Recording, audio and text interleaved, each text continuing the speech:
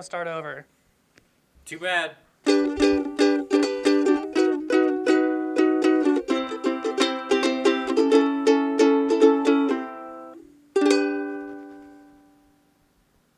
Yeah, I like the ukulele. Me too. I've been having a lot of fun with the ukulele lately. I've noticed. It was the only instrument that would fit in my car as I was fleeing my apartment. Fleeing your apartment, you say? Yeah, that's what happens when you don't pay your internet or phone bill. You realize that you could die here and not call for help. I'm at my mommy's house. Dude, I had an emergency just before we fucking called. I couldn't get my recorder to start. Goddamn, Couldn't get it to start at all. I was scared that it had died. So it was like a chain of events. I was walking around the kitchen and I felt something stuck to the back of my shoe, and I was like, that's fucking weird. No reason to look at it. I walk outside and I tried to scrape my foot on the ground real hard, and I hear what kind of sounds like two forks in a deadly combat of fucking. I should just say there was a metallic sound. That's easy. Yeah, it was my microphone. I didn't realize that these lavs we've been using for like 6 or 7 years had a pretty sturdy metal outside.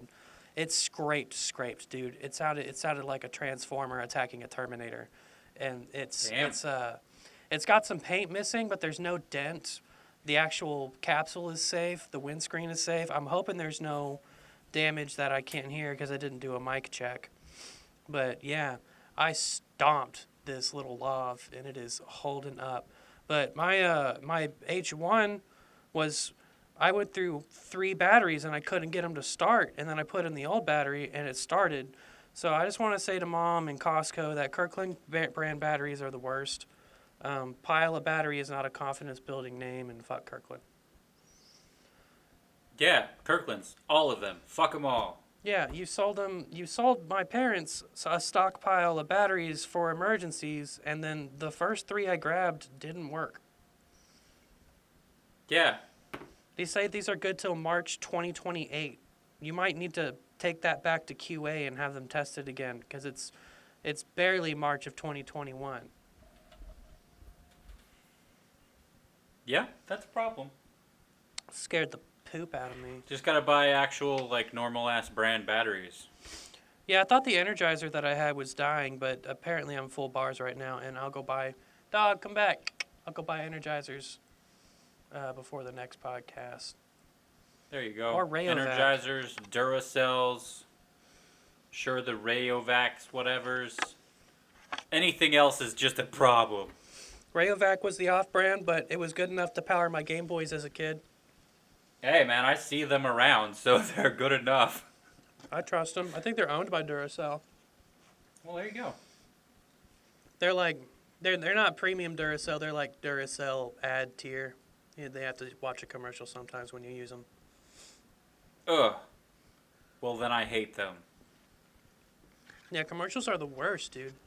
They really, really are. And there's so many more than you expect. Like, I thought YouTube had too many ads, but my parents like to watch CNN like old-ass people, and it is disturbing how, like, one, it's disturbing how modern media reports anything.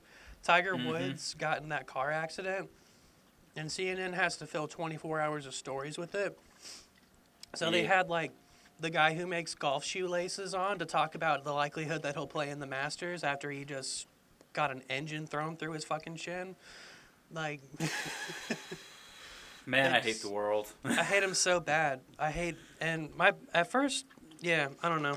It's been kind of entertaining to criticize my parents' TV watching habits right in front of them, because I can roast CNN for as long as they can put content out. Oh yeah, dude, that's super fun. Like, anytime I go to my mom's house and her and my aunt will be watching, like, some kind of reality thing or, like, a ghost hunter thing or, like, The Voice or some shit, and I'll just talk so much shit on all that. Yeah. But I gotta say, watching Ghost Hunter stuff with her is just super fun, because I sit there and just, just hate on it the whole time, but it's super enjoyable to try and come up with what that noise was that they're making shit up about. That sounds fun. And your mom believes that stuff completely, right? Yeah. Like, she doesn't believe, like, most of the hosts of those shows, because, like, it's super obvious that they're dumb, but yeah, she believes in ghosts and all that stuff. Which, I mean, fine, whatever, like, I don't know. There could be ghosts. I don't really believe in them, but they could exist, I guess. I don't believe in ghosts, but I've seen a few. And see, I feel like I've seen some as well, but I still don't believe, but that's not saying, hey, ghost, if you actually exist, come show me, because I'd rather not know. That's how you can spot a quality atheist. I'm pretty sure I've had some ghost encounters, but they definitely don't exist. That's not science. Well, that's not what I said. I'm also not an atheist, so... I'm open to the idea of things, I just don't think that they're there. My religion is non-binary or fluid. One of my easiest games is just to watch anything that's been mildly serious on the TV. Like CNN is running this Lincoln documentary marathon, and the music is so fucking dramatic that all I do for the whole out. Mom's so into it. She's on the edge of her seat. She's like, Lincoln did what? And I'm just sitting there like, blah, blah, blah, blah. Blah, blah, blah. Dun, dun, dun, dun, dun, dun, dun, dun, dun, dun, dun, dun, dun, dun, dun, blah. Yeah, bring in the Inception soundtrack. They did. That's hilarious. You figure it would be like John Williams, because, you know, Steven Spielberg did the Lincoln movie. That would be very classy and smart, but they didn't do that. Sad. Yeah. And It's too expensive. they used to do shit like, oh, here's a lot of classical music because we're trying to aim at the intellectual audience. And now they're just like, we're trying to aim at people who watch reality TV because everything has to be reality TV if it's not scripted. Yeah, we're trying to manipulate people into doing things. Duh. That's why I can't watch the American Kitchen Nightmares anymore. I saw the British one and, like, how much more reasonable Gordon Ramsay was, and two, how much less violent the editing was. Yeah, that's what I hear. It's so much better. It is way better. I'm not, like, super into cooking shows, though. But if I was, I probably wouldn't watch the American ones. I love Gordon Ramsay. I like seeing him, like, on other things, I guess. And also, like, just stuff about him on Twitter whenever people, like, send him shit. Like, judge my cooking or whatever. That's fun. He's my food daddy. He's also my Mary Poppins. I feel like if anybody was going to come into my life and whip me into shape, it would probably be Gordon Ramsay. He's just so full of concise wisdom. He's got the right level of aggression. He's not going to take my shit. He'll fire back. He'd be like a mentor. That's true. You need a smart ass to kick a smart ass into shape, I guess. I'm eating a pasta from Mazio's with extra mushrooms and chicken. I don't know if he would approve that. I don't know. I don't know his life. He probably loves... What'd you say, Mazio's? Yeah. Probably loves Mazio's. He had another life. Yeah, you are him in another life. In the worst life, Mazio's has like the worst pizza. Yeah, I definitely don't order from there. Their wings are pretty good. Yeah, I prefer Papa John's. I like the gamble. Are the wings going to be tiny, or are they going to be like pterodactyl wings? What are we talking? I would like to know what day of the month they get the shipment in, because I feel like the big wings are on the top. Yeah, it's possible. It wasn't a couple days ago, I can tell you that. Damn, dog. There's a Papa John's not too far from here. I just don't know the area.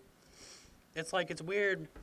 I thought Mom went was in a rural area with some really small communities. And then on the way here, I missed my turn and came up to the next light, and then that was town. It was Walmart and a couple of strip malls and some shit. There you go. That's all you need. Yeah, I'm really close to the shit that I need. All right. So it's just been stuff. So much stuff. So my car, my having to go to work that day after like the ice storm or snowstorm and all that stuff, it like really wrecked my car. Like $2,500 wrecked my car. That was 3 weeks ago, wasn't it? Yep. There was 8 to 9 inches of snow right where I'm sitting. Nice. Yeah, there was a lot of snow. So how'd you wreck your car? I mean, I don't know. It was some dumb shit. Basically, I got stuck a couple times. You know, just got stuck where it was too deep. It was just a bit too deep, and I don't know. Apparently, it caused an oil leak that was like a huge fucking issue, where like Firestone wouldn't touch it. They're like, "You're leaking oil. You got to go to an engine shop." So I went to the Hudeberg and all that nonsense, and they were like, "Oh yeah, you got a leak, and it's a whole bunch of stuff. It's just fucked up, and it's gonna be $2,500 to fix it." And I'm just like, I already got to pay $1,000 to get my fucking struts done and everything. This car is a piece of shit, and I'm done with it. Fuck this car. I'm gonna stick a dynamite in it and blow it the fuck up and be done with it. I didn't do that, but you know, I thought about it. Yet. Yeah. So I think I'm going to, as soon as the stimulus comes in, I'm gonna go to a dealership and get a car payment with a car attached. Whoa, you're starting like an adult car journey with like a serious burden attached to it. It's fucking dumb. It's so expensive. Yeah, how can you afford to do that? By never having money ever again. Yeah, because you've been saying things like you can't afford a computer and you can't afford a Nintendo Switch, but like a car payment's going to be more than a Nintendo Switch every month. Yeah. I gotta figure all that out. Yeah, you should ride this one into the ground, and before you go and get a car, you should go get a Nintendo Switch. Like, it would really, it's just taken everything that I put towards savings would be going to the car payment. It's like $300-ish. It's not going to be a real nice car. No. You're going to check yeah. How long have you been at your job? You've been there for like 2 or 3 years, right? I've been there almost 2 years. You'll be able to get into something okay depending on your credit score. You've still declined to get a credit card, right? No, I've had a credit card for, I don't know, like 6 months now or so. All right. I've started, like, I have a secured credit card that I've been adding money to slowly as savings. And I've been getting credit card offers in the mail like a shit ton recently. So I've done enough to be pre-approved for an actual credit card. So sometimes I called those people and then they're like, "Oh, psych, we were just kidding. You're not approved." All right, well, thanks. Thanks for the hit on my credit score. Wow, pricks. Yeah. So your credit history is not very old, but they generally, if you have above us, well, shit, something's changed during the pandemic. If you have like above a 600 or 650 and you have a year of employment, they can usually work with you pretty well on a car loan. Yeah, I'll have to see. I'm waiting for the stimulus to come in before I go do stuff, because, you know, being able to put $1,400 to $2,000 down will be very useful. Lower the car payment. Keegan Bohegan started his car payment journey finally. What'd he get? He went up, I don't remember which dealership he was at, but he's like, I want to start the car history. I want to do this as cheap as possible. And there was like a bunch of refurbished smart cars that were prior. They were prior fleet vehicles, so they were well taken care of, but they were only $8,000. And they were pretty newish. So it was a pretty good deal on both, you know, gas mileage, getting the car history, not having to pay on this thing forever because it's only $8,000. And, you know, my dog's bigger than Keegan, so Keegan can fit in that. It was pretty fucking funny. He took me to Taco Bell in it, and I was just in the passenger seat. You're a fucking giant. Yeah, felt like my shoulders were touching the top of the window. It's just... There's hilarious. Absolutely no way I could drive one because the seats were all the way back, and I don't think I could get my knee under the dash to hit the pedal. But being a passenger, and it wasn't the worst. I could move the car from the inside. Well, Whenever we have another really shitty storm that nobody's ready for, that car's not going to have a good time. No, it is a little tall for the size of its base. My car did fine. I didn't go out much. I've driven through every one of these blizzards because I was a security guard, and you can't call into work ever. So I really know how to drive in the snow. I got to the liquor store and back okay, but like I've never had problems driving in the snow, but this was just like I don't know, like basically right around where I work. Fucking downtown, you would expect that they actually, I don't know, fucking salt and snowplow, but they didn't. And there was just over on fucking Walker, downtown, it was just super fucked. I got stuck, couldn't move. People people had to like help me fucking move the car and shit. It was dumb. Dang, bro. At least you had some people come out and help. Yeah, it was mostly because they were behind me and they wanted to go through. And I'm in a little fucking Toyota Camry, and it's like people in trucks and shit that don't understand like what getting stuck in the snow is. People in trucks were the ones I saw having problems because they don't understand that there's no weight above their rear tires, and they have a rear drivetrain if they don't have all-wheel drive. So they're just fishtailing and getting stuck. I saw one truck in my apartment that was struggling too much to get out, and I didn't help him. Because I knew he was just going to get stuck once he got onto the street again. He was driving like an idiot. He was spinning his tires too fast. I did try to help a guy in a Camry get out. Was it me? No. This was a black guy with a black Camry. Oh. But every time that we would kind of like get him going or get some purchase under the tires, he would gun it, and then just wind up making another snow hole for himself. Gotcha. Yeah. Yeah, I stayed at my mom's house for like a week and a half because I came, like, I went to work and that whole experience was just crazy because so many of the streets were just blocked off, and came by my apartment and the parking lot, like, they just couldn't do anything. It was like a couple feet of snow. Like, it was crazy. Like, there was no getting in there or doing anything. Plus, there was pipes breaking and all kinds of stuff, and it's just like, man, it's fucking nonsense.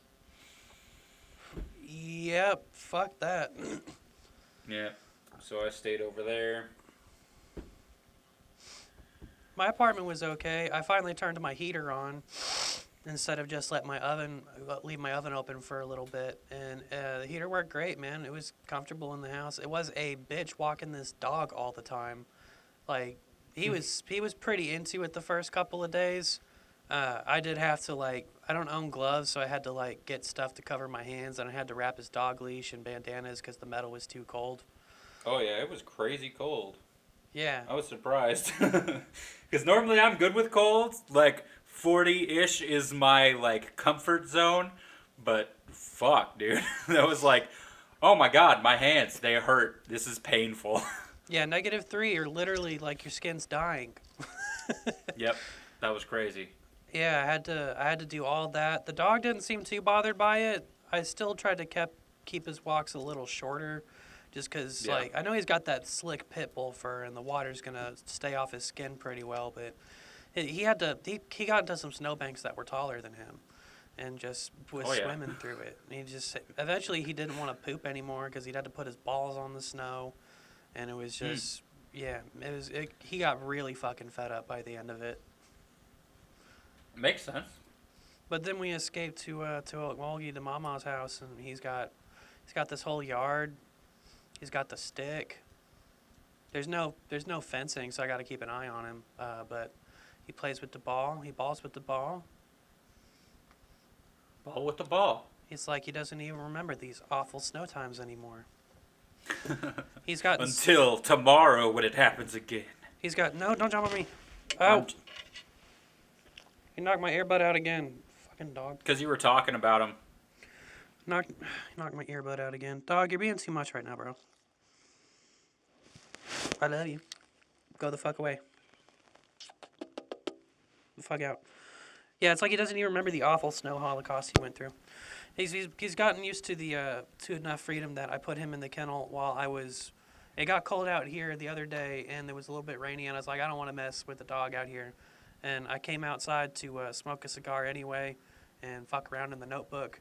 And I came back inside to use the bathroom and check on him, and he had, like, ripped the floor out of his kennel. Yeah. He doesn't want to be in that kennel anymore.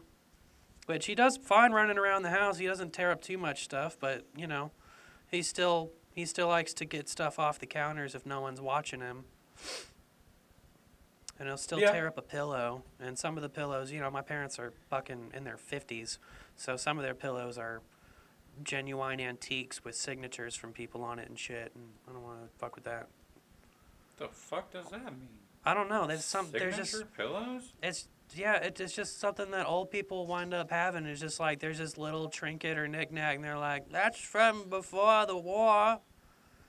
John F. Kennedy passed out on it. It's got a little bit of his drool right here. You can see I circled it. Or this was the first pillow that you accidentally put shit on while I was changing your diaper. The stain is sanitary, but it's still there. I can still smell it today. Gross. Look at this blanket. You put it in the garbage disposal, then I saved it. We could not save the garbage disposal. You still owe me $2,000. Are these true stories? See, that's Are the these thing stories about... from your life? It's the thing from these lying-ass old people. I can't verify the shit I don't have memory of. They're just making it up. They just don't want you fucking with their JCPenney's pillows. Yeah. Okay, fine. It's the Paula Deen collection. They don't make it anymore for obvious reasons. Don't fuck with it. Leave my racist pillows alone. Yes. I love my racist pillows. Almost as much as I love the blacks.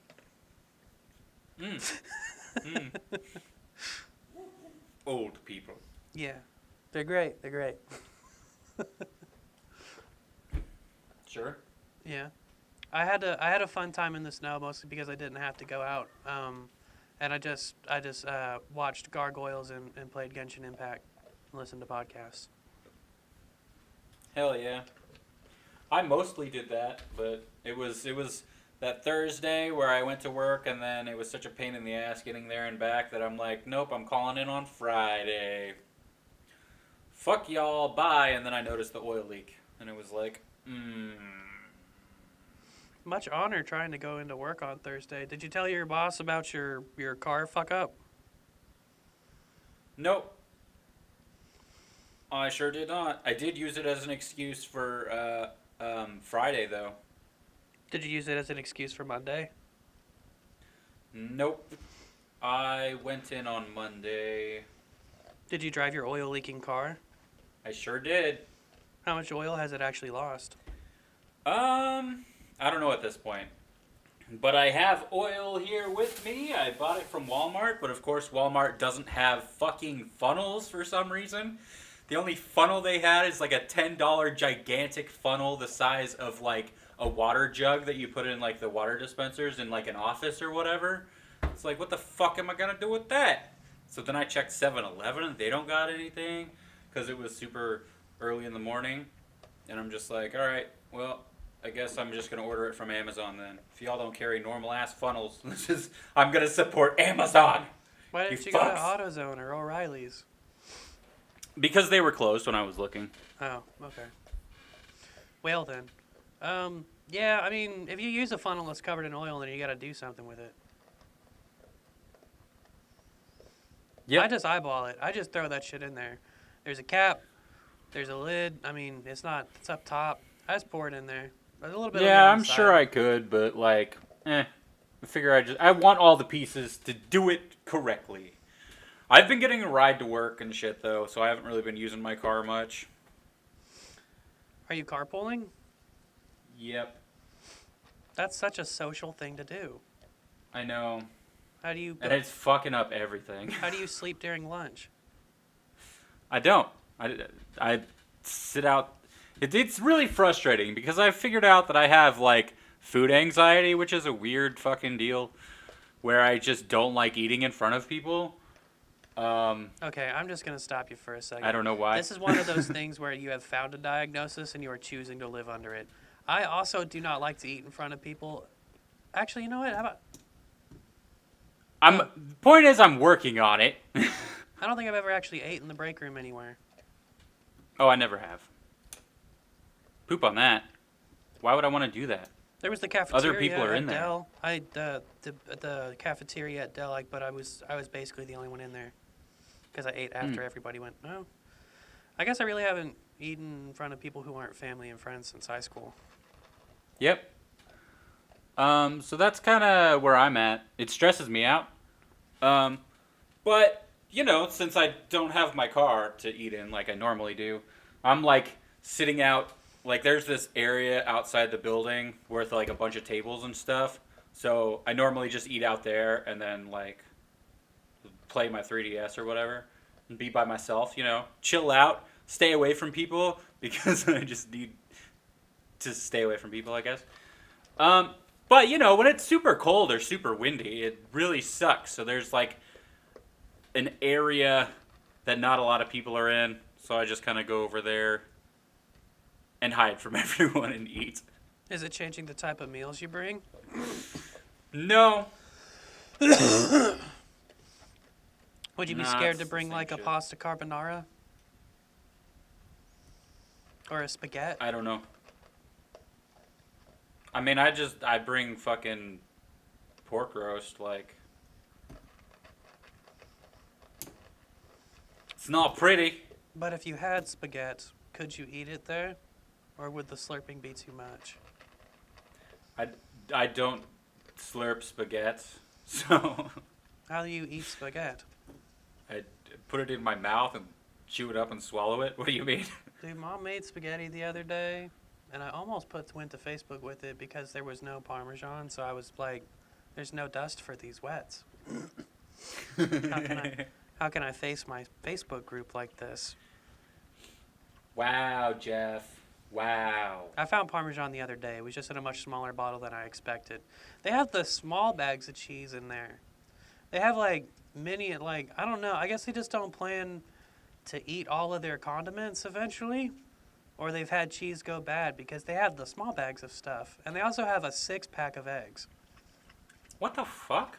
Yeah. Do they just like eat one egg? Like, Mom says they buy eggs, and then periodically when the eggs are about to expire, she makes a cake of the eggs they haven't used. I mean, okay, I guess that's a better situation, like environmentally and, you know, less waste and things. Maybe we're just used to like having a lot of food. No, we eat more maturely than our parents do. Because when my parents come home from doing their things, sometimes they're not gonna cook. They put like personal pizzas in the toaster oven. Oh. Yeah, Okay. and I've known this Gotcha. about how my stepdad eats, especially for a long time, is that he doesn't want anything with extra fat in it, and he doesn't want any like cheese or sour cream. Like he's totally dairy and extra fat obstinate. He'll talk for 40 minutes about how gross mayonnaise is if anybody fucking brings it up, because he saw some documentary that showed mayonnaise clogging an artery. People that don't like mayonnaise will fucking like talk about it forever. It's disgusting. But my stepdad has basically only eaten cereal and bagels the whole time I've known him. Oh, okay. So he's just going off of the old food pyramid. Yes, they are living exactly on the old food pyramid, which we eat better than our parents because we know that that's stupid. It's literally backwards. But there is good, Yeah. like, they Well, were I don't know, talking because about how great- candy's at the top, so Oh, candy's that's probably. But pretty much, yeah. They said, well, they eat more candy than they do protein. But yeah, they're just like, grains are so good. Like, grains are, first of all, cereal is just a cookie. Like, there's just as many grains in a cookie as there are in cereal. You're just adding milk and maybe taking less sugar. But even the honey bunches of oats, man, that's still quite a bit of sugar. There's a lot of honey in that. American grains are apparently just like all cake. They asked me what type of cereal I ate when I moved in, and they were just like, I was just like, I haven't eaten cereal. I didn't eat cereal much when I was a teenager, but then I was like, okay. They're like, do you prefer kids or adult cereal? And I was like, I guess kids cereal, and then honey Give me some bunches of Reese's Oats. Puffs. Well, that's what was on the counter. They had bought that for the grandkids, and I was like, this is good kids cereal. Reese's Puff, Kix. And then Mom was like, I've got a big bag of Apple Jacks. And I was like, what fucking retard eats Apple Jacks? I mean, I like Apple Jacks, okay, but they're not Reese's Puffs. No, I went 10 or 15 minutes on Apple Jacks like I didn't know Mom just told me she loved Apple Jacks. Apple Jacks are disgusting. Fuck What kind you. of fucking idiot? You're telling me you raised me and you eat Apple Jacks? Jesus, go storm the Capitol with that ignorant energy. You can't. No, Apple Jacks are not food. And the milk is gross when you're done. It's fruit flavored milk. Oh yeah, that's kind of. Stupid. What are you talking about? I guess Apple Jacks are not strawberry. fruit flavored. They're just weird sugar tasting. They're not They're good. they're cinnamon, They sir. don't taste like. Yeah, but then they get weird. Because Cinnamon Toast Crunch is cinnamon, and they don't taste like Apple Jacks. Well, that's because they lean more on the sugar than they do on the cinnamon. Are you saying Apple Jacks leans more on the sugar? No, they lean more on the cinnamon. You think Apple Jacks is more And it's more cinnamony like than cinnamon flavor versus like actual cinnamon powder. And my stepdad's such a dairy fatophobe that he was like not using the whole milk that was in the fridge because Mom accidentally bought whole milk instead of 2%. And he's like, "You gonna pick up some 2%?" And I almost jumped in and I was like, "You gonna pick up an adult diet? You don't need just." You need triglycerides, dude. You need to do better at this. I know he's watching his cholesterol, but honestly, I don't know how you're supposed to lower bad cholesterol with that diet either. You just eat Cheerios, like Cheerios tells you. It's good for your heart, says Cheerios. I did eat a whole box of Reese's Puff. Well, I guess I've almost finished the half a box of Reese's Puff that had been here, and I was like, cool, I'll start on, maybe I'll actually just cook those eggs or start on the honey bunches of oats. And Mom was like, got you more Reese's Puffs. And I was like, dang. See, that's the problem with that kind of cereal because, like, if I have it, I'm like, I'm gonna eat this whole fucking box right now. It's tasty. Like, it's delicious. It's not nutritious. It's not doing anything for your body but making you a fat fuck. But it's like, it's fucking delicious. It's candy. I want it right now. I want to eat all of it and make sure it's out of my apartment so I don't eat it tomorrow. That's kind of what happened. Is I dipped into the box and I grabbed a pinch of a few because I was like, cereal's good a little bit. And I tasted it and I was like, dude. Yeah. So sweet. It's so sweet, but it's not hurting me. I need to, okay. I remember. And it's even worse because you add that salt and sugar together, that salt and sugar thing, it's like it makes you want both of them more. Yeah. Problem. It's so good. And it was just like, I don't know. It was just a regression. It was a total regression from my previous personality. From now back to back then, you know, us kind of trying not to set off any autism fits from our stepdad and eating cereal and watching Gargoyles and moving back in, just, you know, step in a weird direction. But It it's has fun. been, like, I think for a lot of people, it's been a thing just with how everything has been. People need to step back into more nostalgic things. I know I've done similar things recently. I'm not gunning too hard for the. Well, that's not true because I'm going back and watching old shit, especially now that I can watch really old shit without commercials. I know what I'm watching next because the Paramount CBS turned into Paramount Plus, and they were exploring that so that they could watch New Sheldon, which is a garbage spinoff of Big Bang Theory. Or New sorry, Sheldon? Young Sheldon.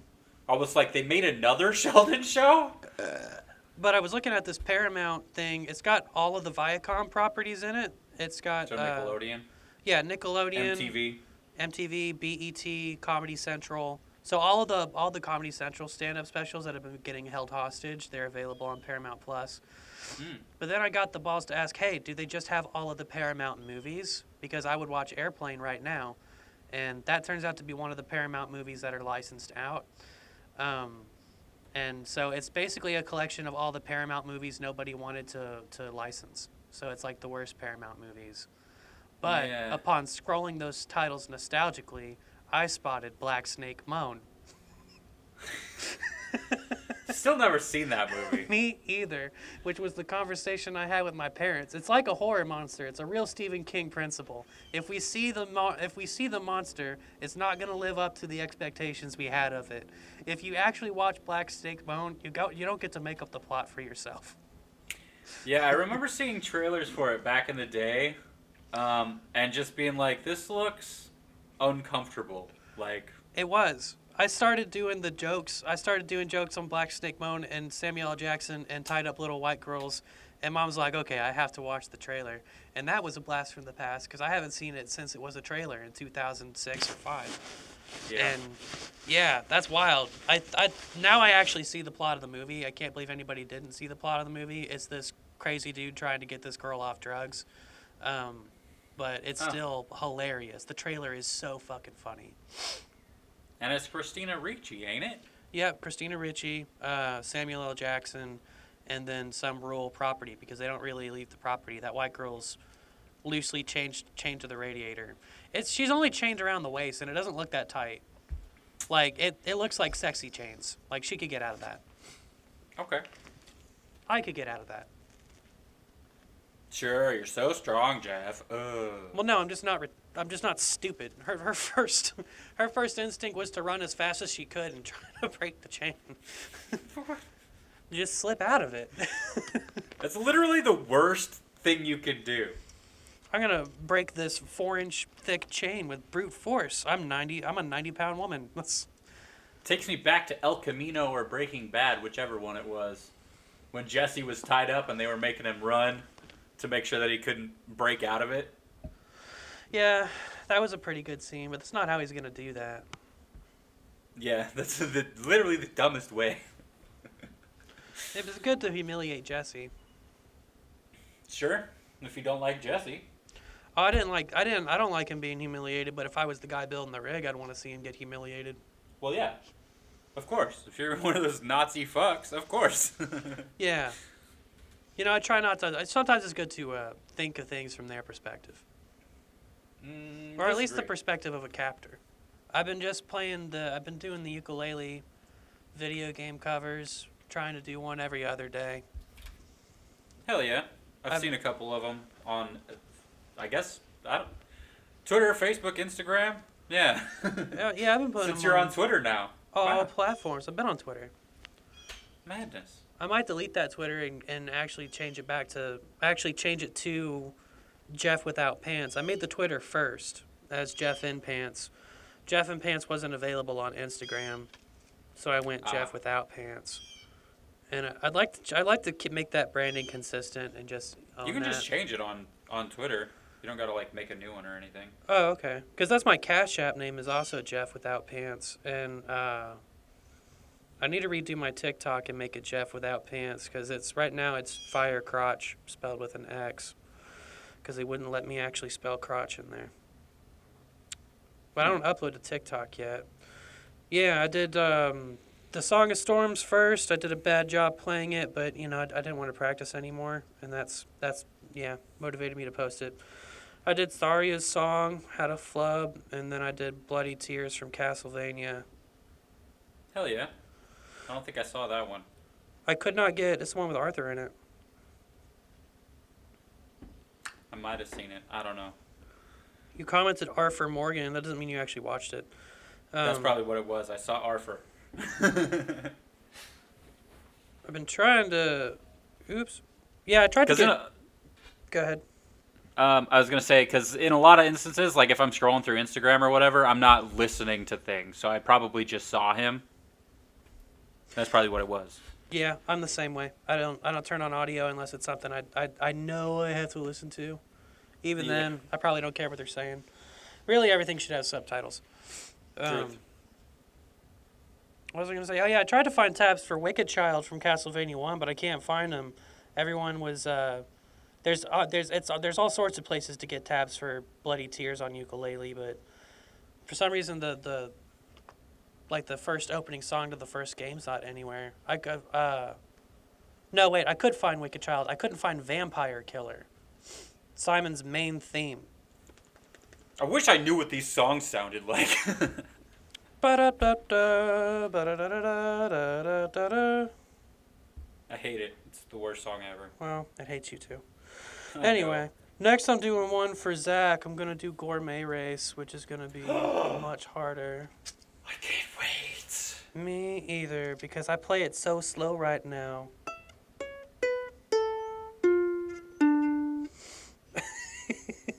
It's so hard to read tabs and play.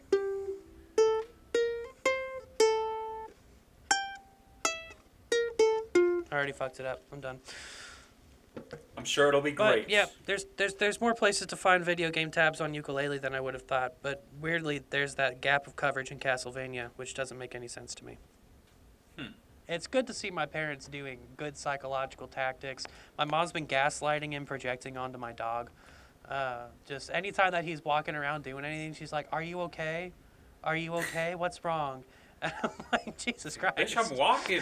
What? Like, there's nothing ever wrong with my dog. Quit gaslighting them. She's like, "No, you can't come with me through this door." "Oh, you're so sad. I'm sorry. I'll bring you a treat." And I'm like, "Mom, think about the eating disorders in the family and how responsible you are for those."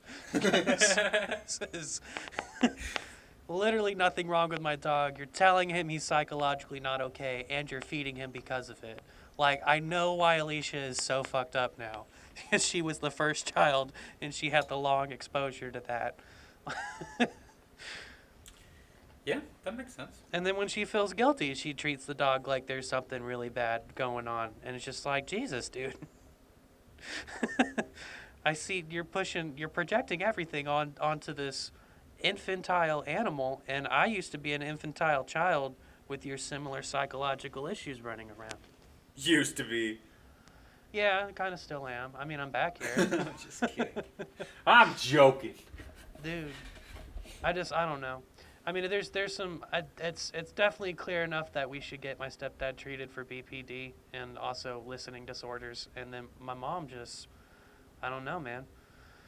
That's not where most of the damage came from, but I can see why some of us are so insecure. Yeah. If you're told that something is wrong, even though there's not, My dad you start to wonder, what is wrong? What's wrong? Is everything wrong? Yeah, my dad used to do it too, but he did it to me into my late teens when I was able to be like, "Would you stop fucking asking me that?" Because I stood up to my parents really early because I would, I only lived with one for 5 at a time. It didn't really feel like I had permanent parents, so like losing one wouldn't have killed me. At least that's how I felt back then.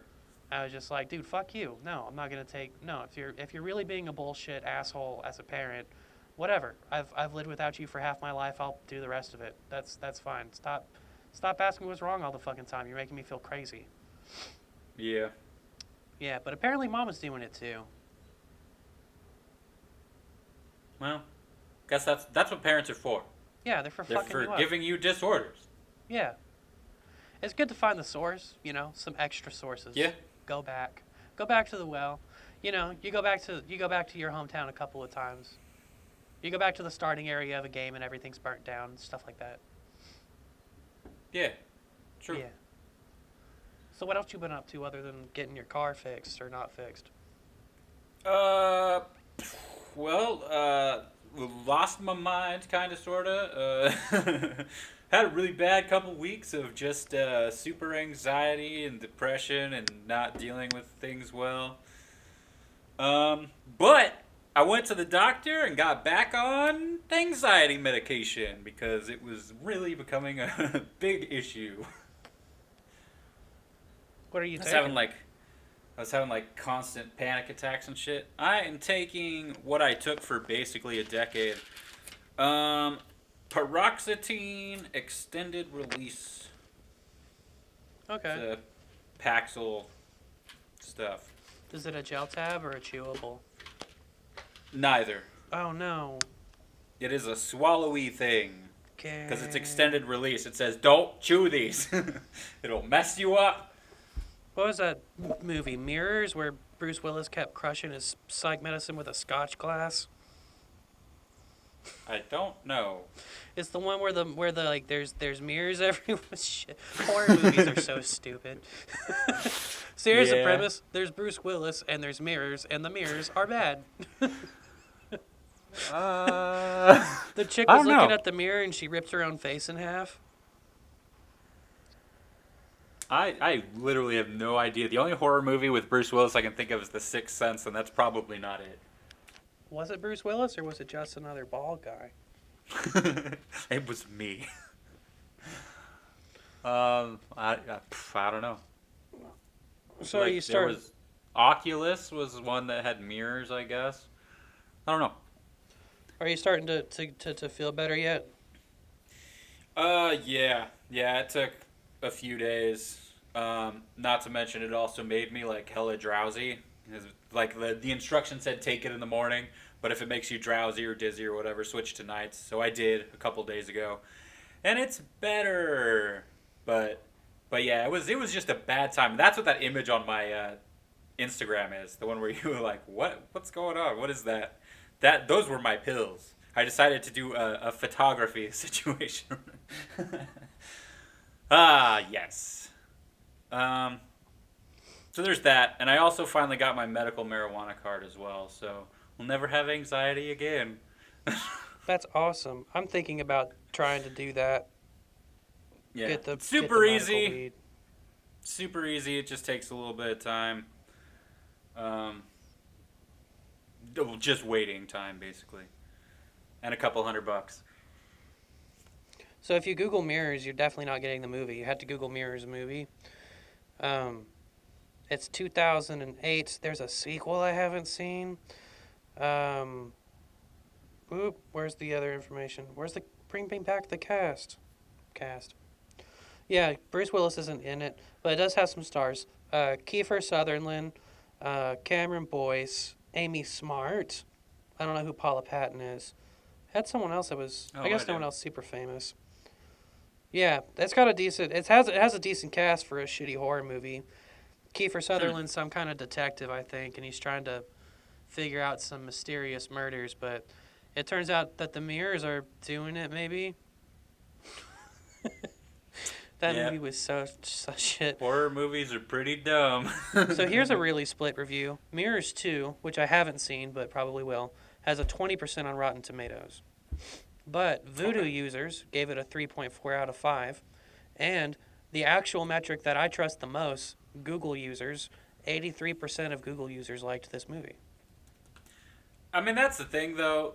Whenever you're looking at a lot of this shit, it's like, these are critics that watch all kinds of shit, so they're probably not going to like it. But whenever you look at the Google thing and stuff, it's like, these are horror movie fans that are watching a horror movie, so they're probably going to like it. Yeah, but there could be some fun elements. It's not bad enough to scare away horror movie fans. No, I know, that's what I'm saying. I I'm am agreeing. somewhere in between a Google user and a movie critic. Because sometimes if there's bad filmmaking elements or stuff that's like usually I'm happy to get lost in an experience. You know, I had fun at Batman versus Superman, so my tastes aren't super mature. But Sure. yeah, I'm still like if there's real bad filmmaking, real bad storytelling, it can punk me out of something that like a more pulpy fan would enjoy. Yeah. So if Rotten Tomatoes is popping a 20 on it, and then Voodoo and Google seem to be more upward trending, I'd probably say I would give it a 60 or 70%, which is still enough for me to watch if I'm just looking for a horror movie to see that Amy Smart get her face ripped in half again. Yeah, whenever it comes to horror movies and comedy movies, it's a thing where you really want to... What does the audience think? Because Yeah. they're the ones that are going to have, like, a more true experience, I guess. Yeah, and a lot of critics aren't funny, and they're almost never filmmakers. I really don't like reading comedy articles because they're never written by actually funny people or comedians. They're always just there to say shitty things. And Yeah, and now comedy is way too subjective to be critiqued all that much, I feel. Like, I don't know. Yeah, and it does seem to be more and more, like definitely people hiring people to write articles are trying to get more diversity in there, and there is kind of like there is a weirdness in comedy where it's diversity welcome, but there's so much shit to make fun of with the way woke people are behaving now that it seems it does kind of seem like if I was a trans person trying to enter comedy, I would feel like my voice is already being judged differently or made fun of. Yeah. That doesn't change being funny, and there's definitely a lot of room for people to go up and do funny trans material because, new interesting stuff for most people. But it would Yeah. be, Those people who don't do comedy and also might be on the side that's being mocked don't want to write those comedy articles or enjoy those specials. That's true. But I like them, and people should just ask me for my opinion on everything. I'm always right. Yeah, always, every time. Yeah. Everybody should know that. Jeffrey Brown is always right. Exactly. You can find him on social media stuff at Jeff Without Pants. That's my Instagram and my Cash App. So if you want to send me a message on Cash App. And soon Twitter, yes? Question mark? I could probably do that during this call. Yeah, you should probably do it before this podcast goes up in 3 weeks and the one other person watching it decides to go squat on it. It'll be more than 3 weeks. Wasn't the last one 6 weeks old? So 4 weeks, I guess, maybe? I feel like the last one was 4 Genshin Impact updates ago. Yeah, the last one that went out was fucked up because of the time my internet was fucked up, on top of the whole I wanted to get that WandaVision one out, which is from the podcast that's coming out this next week. So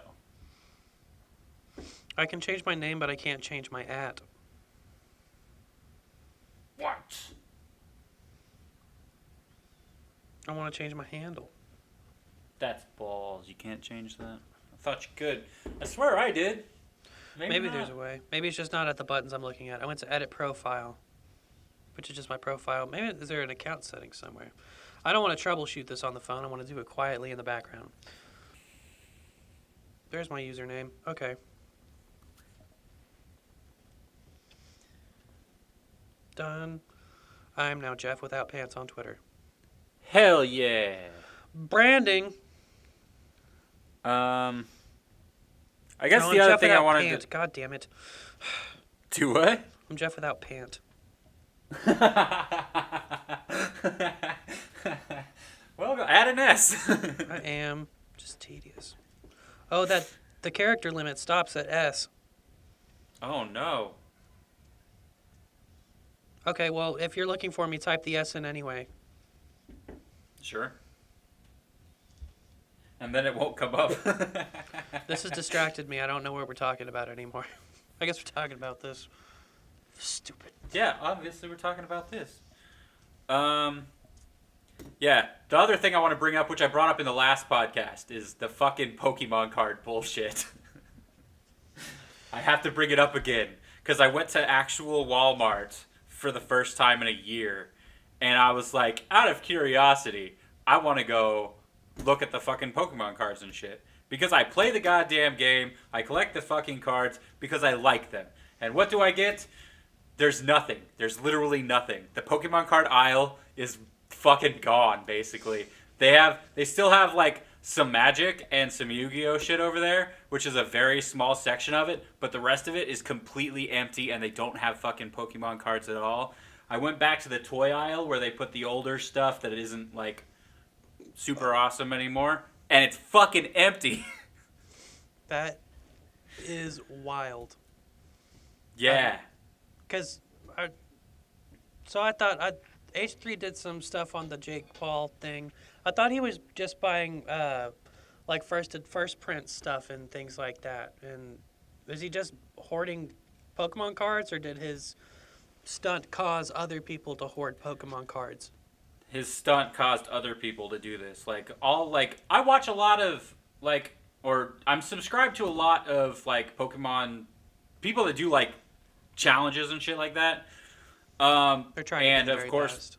they picked exactly. They want to be a Pokemon master. But so a lot more of them have kind of moved into the card shit as well, because obviously it's fucking doing really well. And it's just kind of exploded into this thing where you cannot get cards. Like, I could go to Amazon and, the cost of a booster pack is normally $4.18, which is still stupid high. But you go on there now, and people are selling them for double and triple the price, and you can't fucking get them any other way. And it's like, dude, I now know how the PS5 people feel. I was about to when bring everybody that up. was sniping that shit, taking it away and doubling the price and selling them. I'm just like, dude, these are, like, this is crazy. This is fucking nuts. So people are scalping the Pokemon cards, Yeah. and we do not pay scalpers, No. which is something I had to explain to my parents because they've committed that they're going to get the PS5 because they have a PS3 for Diablo and Skyrim and DVDs, and they want 4K DVD playback. And so they're like, okay, I guess it's time to upgrade PlayStation. I don't think the PS5 does that. It does. It'll play 4K DVDs. Really? Well, they're still holy playing shit. DVDs. I just took my parents' word for technology. Maybe I should research that. Yeah, I'm pretty sure my PlayStation plays DVDs. Yeah, but that was like the dying gasp of DVD right there. Like, they still sell them, but they're like being phased out hardcore. Well, PS3 and PS4s are essentially Blu-ray players for people using the discs. But that's one reason to get a PS3 or PS4 Blu-ray player, and then PS5 so you can play a 4K Blu-ray. But the version with the disc does cost an extra $100. Jesus Christ! Just buy a fucking DVD player. Well, kinda, because if you get a 4K Blu-ray DVD player, it is going to be $80 to $120. So if you were also going to play games, might as well get the PS5. Yeah, I guess. That's crazy. So they're going to get a PS5, but they were looking at where to buy it, and I was like, you get that at the store, do not pay these scalpers, because they're like, how much does it actually cost again? I was like, it should cost $500. And my mom's like, I keep seeing it for $8 at the cheapest. And I was like, that's because you're looking at StockX, and those are scalpers, and we do not pay scalpers. Yeah, because that just makes them do it more. Yeah. You don't negotiate with terrorists here, bro, because then they keep doing it. Yeah, that just like blew my mind because it's such a small fucking thing that I guess everybody has bought into. That being said, I have some unopened packs of some of the fucking Shining Legend stuff. So I should just fucking sell them probably at this point. Might as well make a couple with bucks. It being this high. Yeah, I'd probably get. I don't know. I'd probably get around $100 for what I got here. I'd sell them, yes, because this is called a bubble, and you're near the peak of the bubble, and so what you're doing is called holding an asset, and what you got to find out is if you got diamond hands or you got feather hands. And I feel like your grip has been strong, but you don't want to go too late or you're a fool. Yeah. On the other side of this, they start decreasing in value. So you got to watch it. I got my free stock on Robinhood. And I know, fuck Robinhood, but also I'm a chaotic neutral character, and it's a free stock. I mean, yeah. I know I've just heard a lot of horror stories recently about people who are just like, oh no, I'm getting out of the whole Robinhood thing. And there always seems to be this random stock that's there at the end that you have to wait a really long time for it to go away so you can cash your shit out. Because they won't let you like close the account and everything until all the stocks are fucking gone. But there's always one random one there at the end that isn't letting you close your shit. That's shiesty and unusual. Yeah, but it's happened to a few different people. You're supposed to have to wait a certain. I think it was supposed to be 3 or 4 days, but it might be maybe it's 2 weeks. You have to wait to sell a stock because you can't short sell them the same day. Yeah. But yeah, I don't know when mine's due. I got some stock from a company called The Genus. They're an oncology immunotherapy company that does medicines, but they're only worth $3 a stock right now. Robinhood hasn't told me I can sell it yet, but that's shady that there's a stock that's holding people back, because I think there is a limit to like how much assets and deposit I can make from Robinhood to my bank account. I think that's $1,000.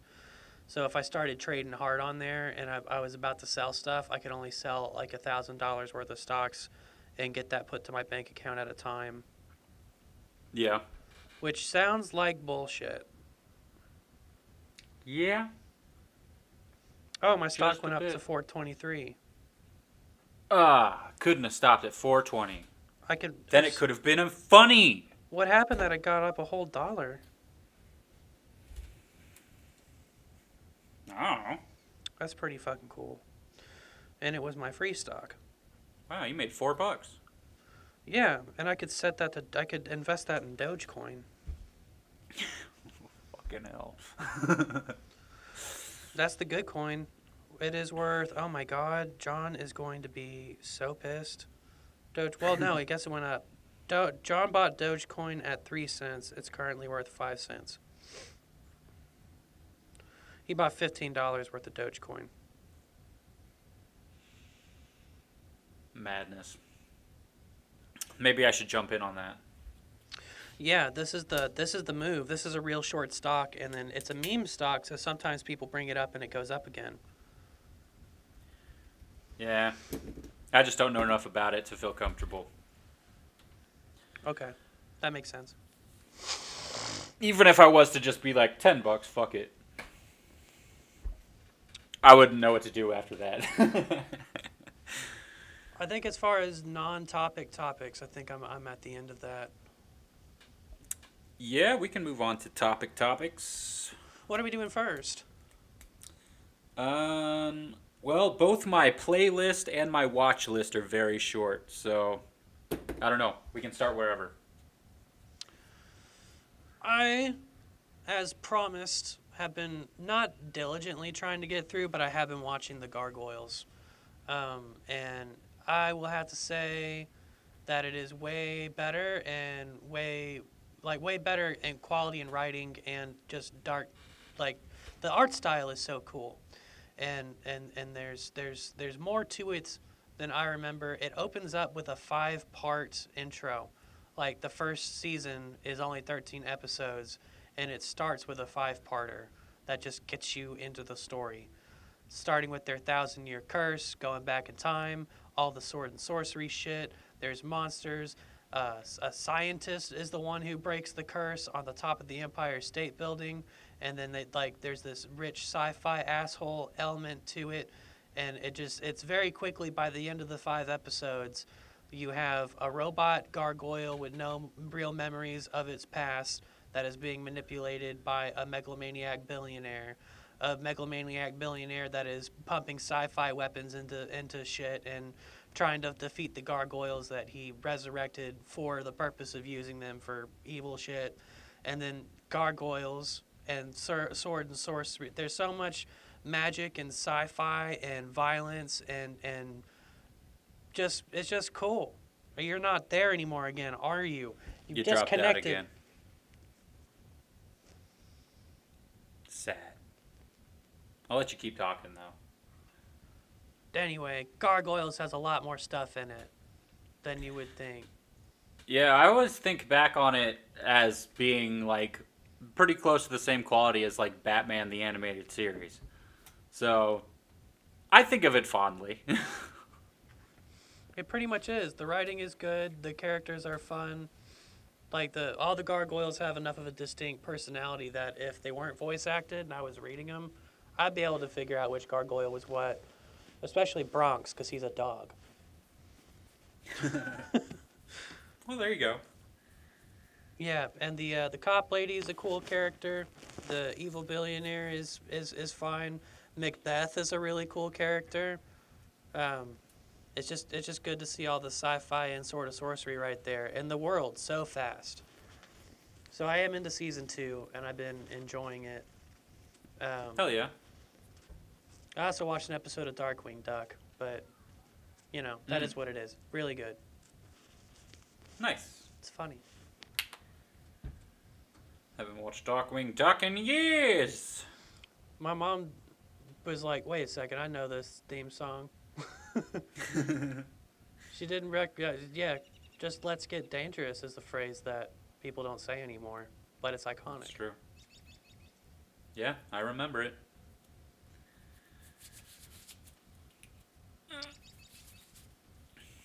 So what you been watching? I mean, the only one thing. So if you got anything besides WandaVision. Yeah. So we took another trip down memory lane, more for mom. She put on the original '70s Muppet Show, which is on Disney Plus now. Oh. And that show is so fucking funny.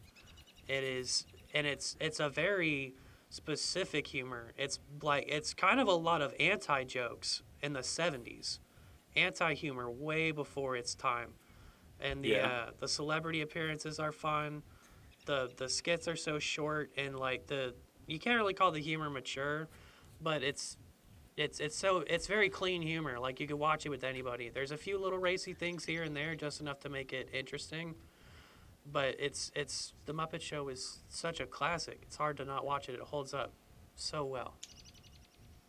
I think I need to try watching it because, you know, I've never been able to get into it. I haven't tried watching the Muppets since I was like a little kid, but as a little kid, I was like, bro, I don't fucking get it. And everybody's talking about how great the Muppets is forever, and I'm just like, I don't get it.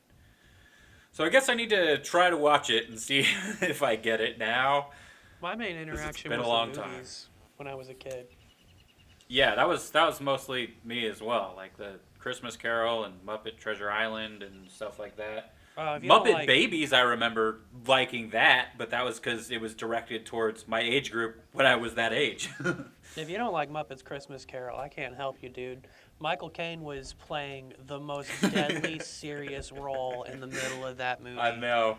And it's legendary. That's so good. All the other stuff was just probably been fun so for long. kids. It's just been so long since I've seen that. I've seen the clip of Michael Caine just like fucking like crazy thespian shit with fucking Muppets around. He's Hilarious. killing it, dude. It is the most acting you will ever see. I mean, shit, he did Jaws 4 as well and was just like super in it. Like, that's just the guy he is. Yeah, and if you haven't seen, I've brought it up, I'm pretty sure on this podcast before, me and John almost started jerking off. Michael Caine's acting masterclass is on YouTube. Oh, It's yeah, you probably told me the about sexiest thing ever. that. Yeah. Shit, I think you talked about that on our old podcast. I'll tell anyone who will listen, that thing is sexy. Hell yeah.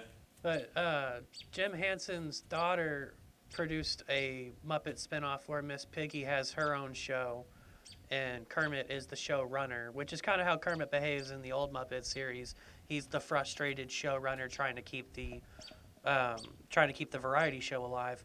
So in this one, it's a it's another faux documentary style, but it's more like set in the vein of 30 Rock. It actually looks a lot like 30 Rock, where the cast and crew are trying to support the Miss Piggy show and run through that. But all the characters are back. Probably the coolest thing about it is that they managed to still do a lot of Muppets things without doing the Muppet variety show. But more importantly, like in the movies, when they get out to do other things, God, I hear that echo's distracting me. When we get to see the Muppets go outside of doing sketches and go into the world, we get to see funny shit like Fozzie Bear trying to be a bear in the woods. And the humor is a lot more mature. They make jokes like Kermit licked one of his cousins when he was a kid and the wall started melting. And Are you talking about like the new Muppet Show that came out like not that long ago? yeah, 2011 is called The Muppets, but it's the same font as The Office.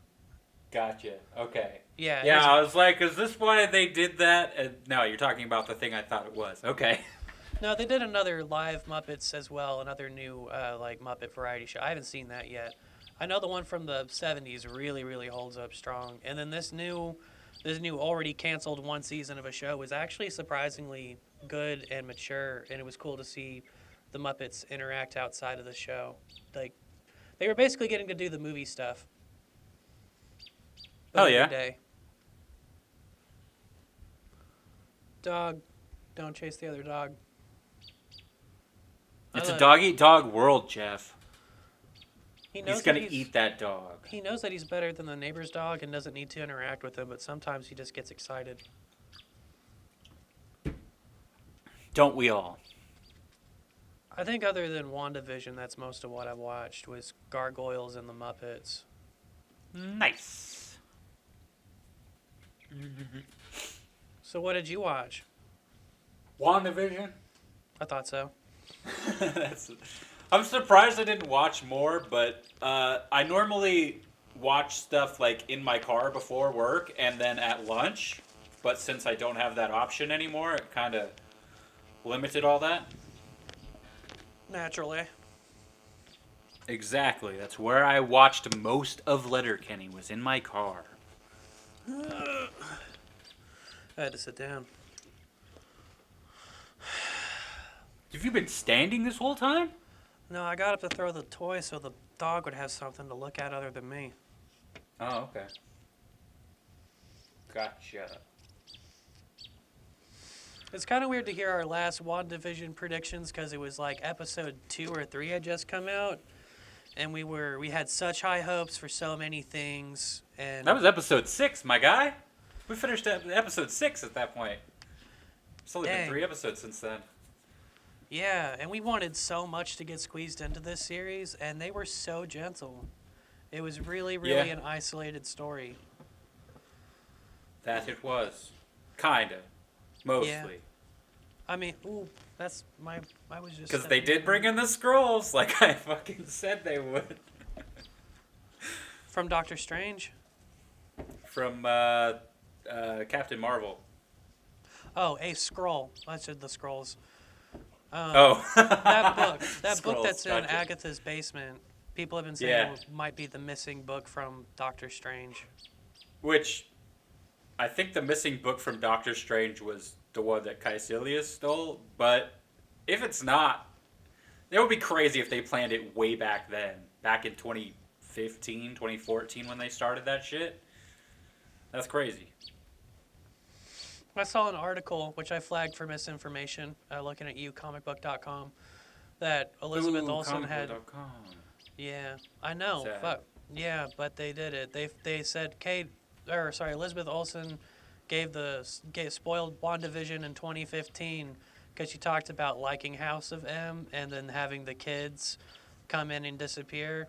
And once I got done reading the article, I was like, no, she didn't. She would not have known in 2015 either. It's not planned that far ahead. Yeah, which is why it was clickbait, because she was just taught. She had an interview where she was asked about the character in the comics, and she's like, I really like the House of M story, and that was it. She didn't give enough any like real details to think that she knew WandaVision was coming. Yeah, that's madness. Because like even more so, WandaVision to me feels like an answer to the people who are like, why don't fucking Scarlet Witch and Vision have anything to do? They're really cool characters. And so they're like, all right, we'll give the people what they want. Like, 2015 is when Age of Ultron came out. Like, what the fuck? Yeah, I thought we would have more Vision adventures. Well, I only said that I because suspect we will. It's John's favorite Marvel character. And Really? he was pretty upset with how they treated him in the movies. Yeah, my brother Aaron talked about that as well. He was like, I fucking hate what they did with Scarlet Witch and Vision because they're such cool characters in the comics and they didn't do anything. I haven't spoken to him in a while. I don't know if he's even watched WandaVision, but I think he might have, or has been. Yeah, he's been watching it. I was trying to think. Of course, Audrey's not going to miss any of that stuff because she's a fake comic book fan now. It's so shitty to call people posers, but sometimes you just fucking see one. And I don't believe in that behavior anymore. But I see it, and I'm just like, I remember I would have pounced on this. Now we're more inclusive, and maybe, obviously I didn't read the comic books, but none of my comic book friends treat me like shit for that. They just tell me about the stories I missed, and that's nice. yeah. I'm pretty against gatekeeping in any form. It bugs the shit out of me because it's like even if it's like, fucking Kylie Jenner's wearing a Metallica shirt, we should all go like, whatever the fuck. It's like, dude, who gives a shit? Like, yeah, she's being dumb, but whatever. I'm with you, but I still have that impulse. Like, I still feel that when it comes up. I don't act on it, but it's there. Yeah, I hate it whenever people are like, oh, name 3 songs by them or whatever. Yeah, It's like, that's really fuck toxic. off, man. I really, really like one of their songs, so I bought a shirt. Fuck you. You can actually get booted from the Jeff Rosenstock group for doing that to people. Yeah, that's bullshit. Yeah, because usually it's usually not that bad. A lot of people, if they do that and then you fail the test, usually if they're not absolute shitheads, they're happy to walk you through where to start on the catalog and kind of guide you into becoming a fan. But it's just such a bad opening, such a Asperger's behavior thing to do. Yeah, it's something Sheldon would do. It is something Sheldon would do, and it's bad. But I don't know. Yeah, sometimes I don't. It's not the biggest issue that I have, but if my therapist had extra time, like we just had a free hour, I'd be like, hey man, sometimes I just feel like I want to call someone a poser. Can we cure that? Can I be more productive? Well, the fact that you're catching yourself doing it though, that's like the first big step. Yeah. Because I do that kind of stuff with all kinds of stuff where I just sit there and I'm like, do I try to fucking logic someone with this shit, or do I just ignore it and be like, our relationship is slightly better because I just don't fucking bring it up. It's just such a thing. There's 2 really annoying things. Gatekeeping, and then also trying to dump all of the things that you know about a subject on someone who didn't ask. Yeah. There's 2 sides to that coin.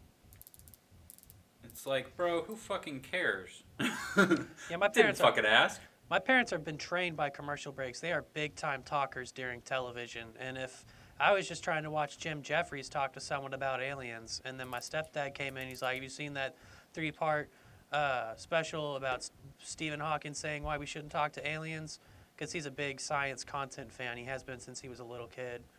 Gotcha. So I just won't even watch alien shit in the living room if Craig's home. Because I can't watch it. I literally missed the last hour of that podcast. Because then we started talking about racism in America from that. Well, and as you do. Yeah. Everything naturally goes there. It does. I guess we were talking about aliens, but I don't equate that to... You went from aliens to, like, aliens in a different way. You start talking about, those illegal Mexicans. Yeah, and it's kind of a... And my Asperger's is bouncing off of that, too. I don't have Asperger's. My spectrumnicity is interacting with that, too, because I have trouble making eye contact, and I sometimes try to shortcut out of conversations, but sometimes I open a window. I'm just trying to watch TV. I'm going to go back to watching shit with headphones on. Yeah. Antisocial behavior. It's the best way. Absolutely. It is the only way. It is the way. I guess we should actually say shit about WandaVision. Yeah. I was kind of disappointed because we had so much fun with the theory making. I was watching Mark and Kevin every week and enjoying these articles, and then we didn't get no X-Men's.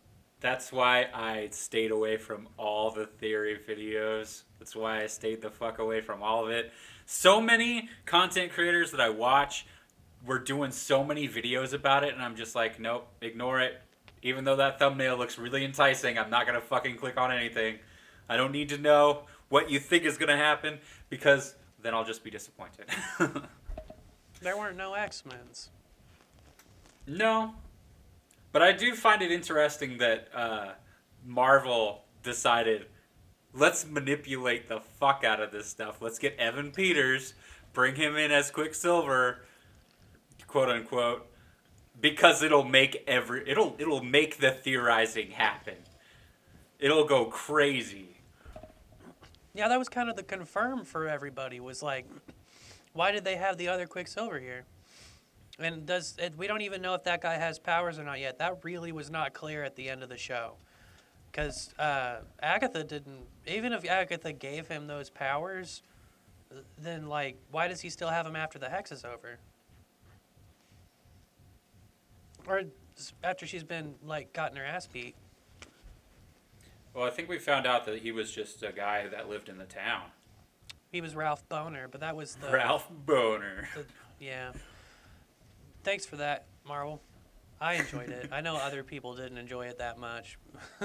It was a good middle finger. I feel like it's a reference to something, though. I haven't looked it up or anything, but I feel like it is a reference. It reminded me that John Boehner used to be a politician in America. And he left being the Speaker of the House and leader of the Republican Party because he just said Trump is not good for the party.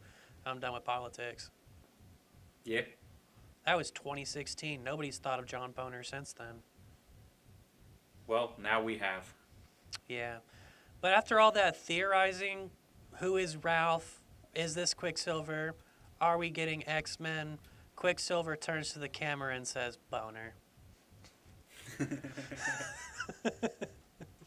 Yes. Fuck you, fans. Yeah, I mean, I'm not so like hurt about any of that. That wasn't necessarily something, because I'm still of the mind of I'm fine with them keeping the X-Men kind of out of it for now. Like, I don't need it right now. There's still Doctor Strange, Zach. Yeah, there sure is, and I'm super excited for that. I will say, like, the whole ending, like, the finale episode was, like, a little bit kind of boring to me. Yeah, me I too. won't lie. Because it just became, like, a not very compelling, like, energy beam fight. Yeah. The stuff with Vision and other Vision were slightly, like... That was slightly more interesting whenever they got to the point of, like, talking about the ship and everything. That was slightly more interesting, but all the stuff where they were fighting, number one, it's just not that interesting, because it's like, what are the power dynamics here? And then on top of that, the effects were not wonderful. Like, it's good for TV, like, for sure, but there was, like, no weight behind a lot of it. Like, the falling and the flying shit wasn't... The physics weren't excellent, I guess. So it felt weird. I don't know. That's fair. I'm not sure what we're doing with White Vision. I know White Vision is in the comics, but I didn't read them, so I don't know what the point of having White Vision is. Yeah, I don't know what the story is there, but I think that he's going to come back as normal-ass Vision, because he just left. And I think that's going to be the way they bring Vision back, because as the Vision that we've been hanging out with explained, like, hey, man, you're the real Vision. I'm just, like, fucking made of memories or whatever. So I'm assuming he can just change his shit and look like normal, normal-ass Vision, you know. He can. He did. Vision made his own cape. He came out naked and made his own cape. Did I tell you that Joss Whedon had 17 penises mocked up for Vision? Yeah, I heard. I think you talked about that on the last podcast, and yeah, we had this conversation. We definitely had this conversation because I'm pretty sure it's nonsense. No, it's real. It's true. It doesn't make any sense. He was gonna, because Vision flies out in the Avengers compound and he's naked. Yes, in a PG-13 Disney movie.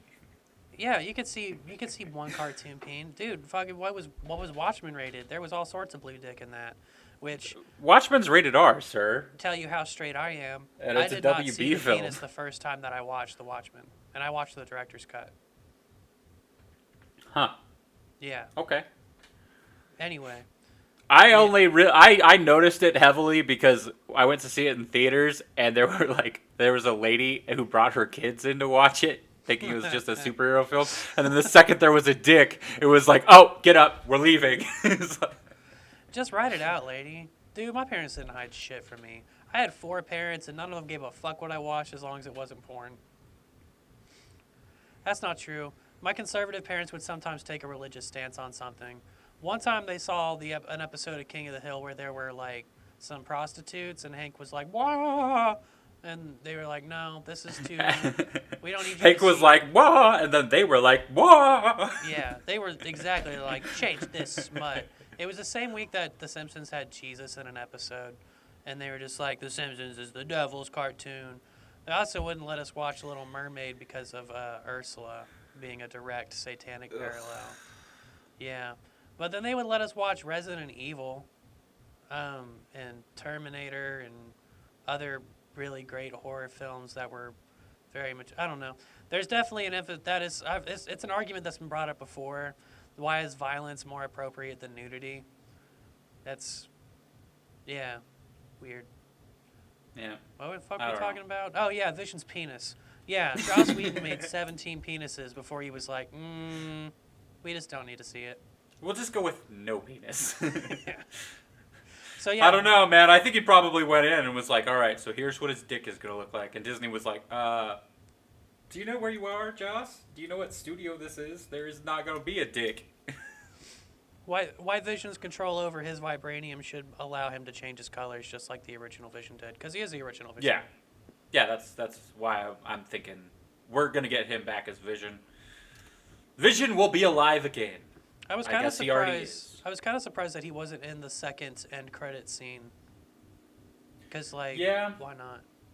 I think they're just holding out for that.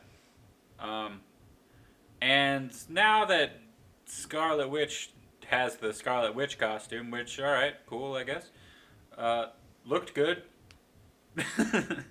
I don't know where we go from here. She's got the book. I don't know. I don't know if she's going to turn evil or not, because she's back to the whole situation from Civil War where everybody fucking hates her guts. And now she doesn't have Vision around to be like, nah, you cool, and kind of get her over that. She's been every different thing across different story arcs. She's been a big Avengers villain before. Yeah. Which would be kind of cool to see that arc. I don't know if I like Elizabeth Olsen that much. We have to see her a ton, but Scarlet Witch is a really cool character. Yeah. Initially, I wasn't, like, super fond of her or anything, but I think over time, basically from Civil War, kinda, sorta, I guess it's more since Infinity War I've been cool with her. I always thought she was kind of hot, but that's it. She did some good acting. I don't know. I just didn't really care that much. She's kind of a cold fish a little bit. I don't know. Maybe that'll suit where we go from here. I'm just kind of like, fucking Doctor Strange 2 can't get here fast enough, man. Yeah. I gotta know what happens. Falcon and Soldier should be coming out in 10 days. Hell yeah. I'm so glad, too. I was like, fuck, it's over. Now we gotta wait forever. Oh, no. It starts in 2 weeks. We're gonna get these Marvel series and watch them and have content. Yes. And because we're on the internet, when real people make real content, we have our little content. Hell yeah. Our teeny tiny content. Do you know who Photon is in the comics, Maria Rambeau's thing? Because I don't know. I've never heard of that. I looked her up after it was confirmed that her powers were showing up. I was like, okay, yes. So I looked her up. She's had multiple aliases and stuff. She is a Captain Marvel at a point. She has energy manipulation powers and shit. She can, like, move at the speed of light and all that, and so on and so forth. You know, vague energy powers. She's the Quicksilver. She can fly through space. She is basically has the potential to be Captain Marvel later on, I guess. If the whole Brie Larson thing doesn't work out. I suspect that's what they're setting up here. They're trying to boot out Brie Larson? Maybe. They talked about having the original, just like putting in, well, I don't know who, that's just a bunch of dumb articles. A lot of people wanted black Captain Marvel, because I guess the first Captain Marvel was black. Which sounds wrong to me. No, I don't think that's true. I'm pretty sure it was just a dude. The original Captain Marvel was just a dude, a white dude. That makes sense to me. Yeah. Because Carol Danvers was Miss Marvel, because they're like, a woman can't be a captain. What? And then, you know, PC gone crazy. And, no. later on they gave her Captain. Okay. Yeah. Monica Rambeau was Captain Marvel in '82, Dope. and she's been Photon And a and couple other Pulsar. things. Yeah. A bunch of people I don't know. Yep. Bunch of people I don't know either. It's kind of like, unless they were in, like, the X-Men or Spider-Man cartoons in the early days, like in the 90s and shit, then I'd probably... 80s comics, the stuff that they don't go to a whole lot is a real blind spot for me. Yeah, I thought she was invented in the later 2000s, but I guess she's been around a while. It is cool that Marvel is going to, like, their lesser known characters. You Google Black Captain Marvel and it brings up those old articles, the first Captain and how Captain Marvel erases Monica Rambeau. But she's in now, so you can stop complaining. People are such fucking crybabies about everything. Yeah, and Captain Marvel's way older character than the 80s. Yeah. It's nuts. Whatever. But yeah, so WandaVision, it kind of ended a little bit lesser than I wanted it to, because it did, like I said, it just kind of became a laser fight. Yeah, I'm looking forward to more Agatha Harkness, because she can run around and be a villain. She was pretty handily stopped, so it's not like they made her stay a large threat. But I suspect that, like my theory, I guess, is essentially that if Wanda becomes a problem in Doctor Strange 2, that Doctor Strange might have to go find Agatha and see what the deal is, or some shit. Like, they'll bring her back in some way. And or Wanda will go see about what the fuck Doctor Strange's deal is, you know? that's my bet, is that They didn't Scarlet necessarily Witch winds talk.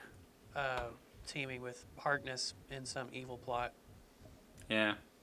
Because Doctor Strange is Sorcerer Supreme. He shouldn't have any more questions about magic. Yeah. But the Scarlet Witch thing, and the fact that the book is missing that had the Scarlet Witch in it, you know, where's he going to get his information? If that is what has been reported or whatever.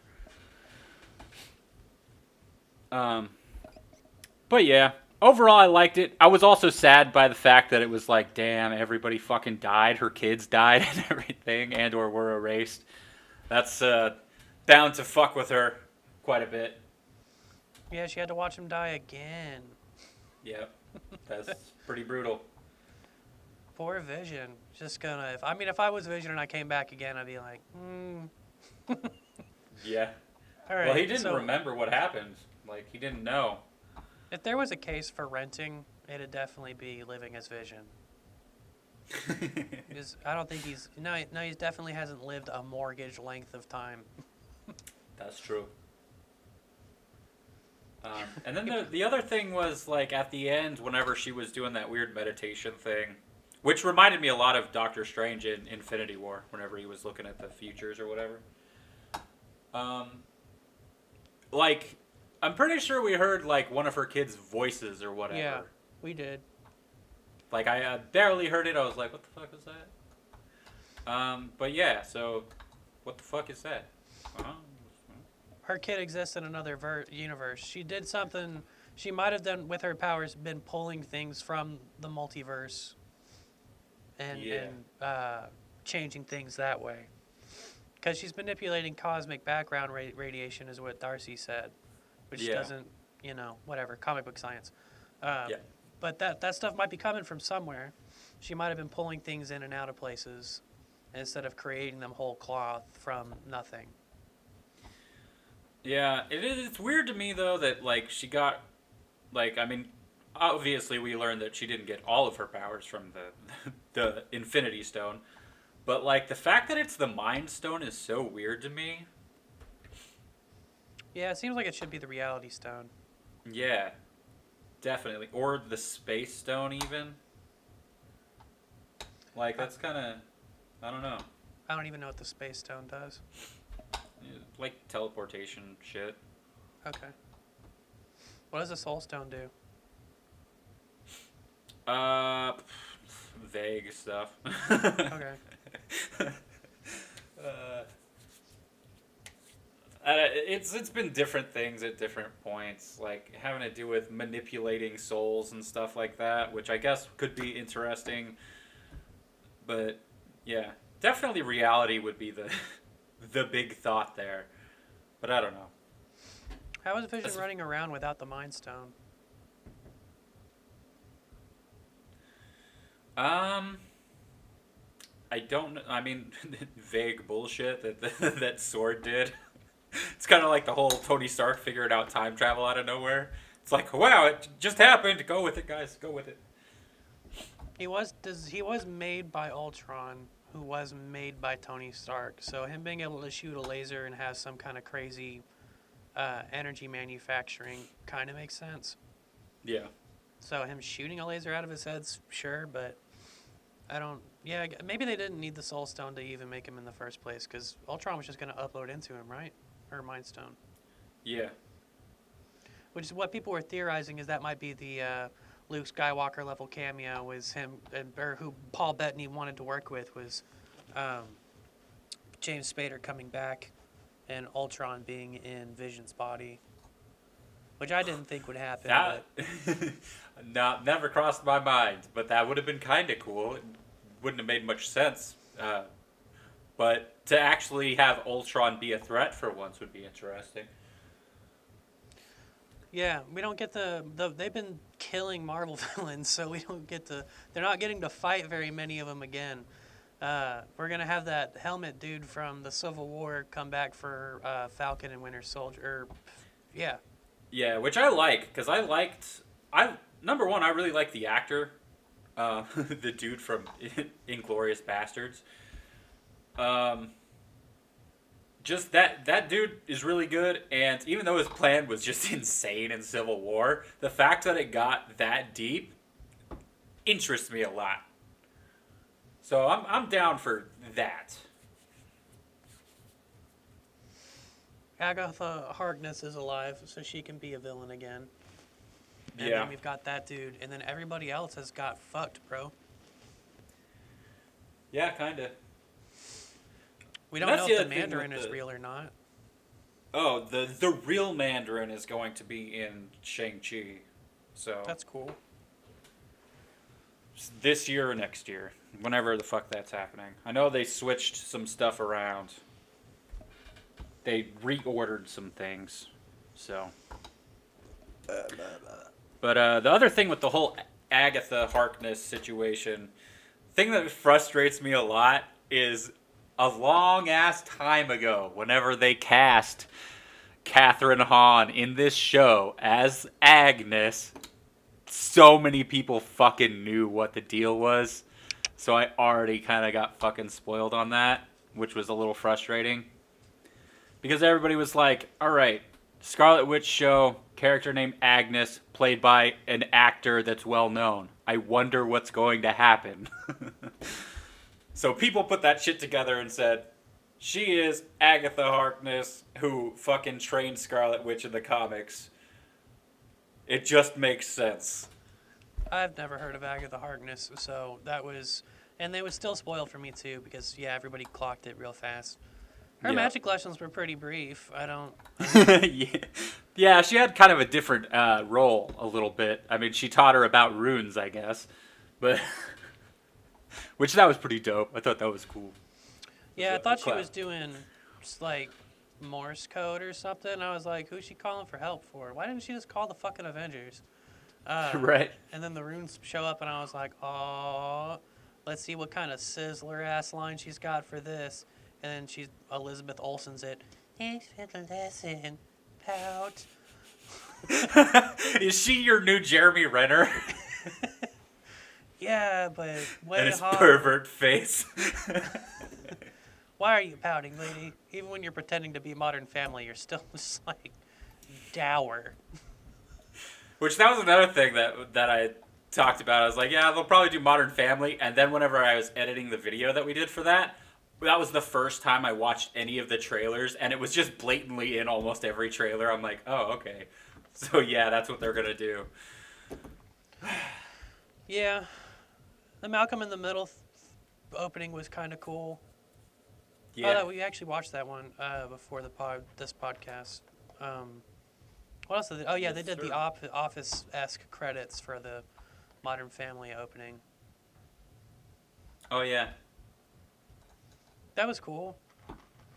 Yeah. There was a lot that was cool enough about this show. I don't know why people are so hyped about it, other than the theory making was really fun for the audience. But at the end of it, it was still just kind of like we didn't really go anywhere. We didn't really see that much. Yeah, I was super hyped for it basically all the way through until the second to last episode where it was like, wait, like kind of nothing much happened. It all just went through like really fucking quick and not a lot was there. And then at the final episode where it was all reduced to kind of boring stuff, it was like, all right, so we've reached the end of what this is and it's not ending in like a huge way. It's not ending in a way that we would have expected with the whole like the Scarlet Witch thing. I feel like was supposed to be a big reveal where she like got the fucking comic accurate costume and all that stuff. Because like it's never really worked that way to my knowledge, so it wasn't anything I could think of as being like a big deal. It's like she magically made some clothes, I guess. Clothes beam. Like They treated her like a fucking Phoenix Force in this, like she's becoming a destined thing, as opposed to this is Scarlet Witch. yeah. Which is interesting. Like it's interesting enough to see like what, because we don't know what's going to become of it. We don't really know which direction she's going to go.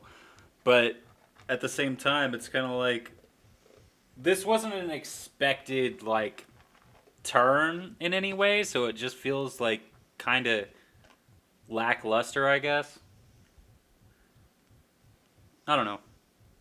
I still liked it. I'll still probably watch it at some point again. One of the cooler articles that I was seeing was catching an Easter egg for the movie theater that made a big reference to Blade Runner. It was called the Tannenhauser Gate, and it's a monologue from a dying replicant about all the things he's seen in a lifetime and how his memories will lead the Earth with him. And he has seen ships fire on the Tannenhauser Gate, and they think it's a star. That's never actually shown in Blade Runner, but the fans are pretty sure it's some kind of Stargate type thing, some type of ship fast travel, an access point to or through space.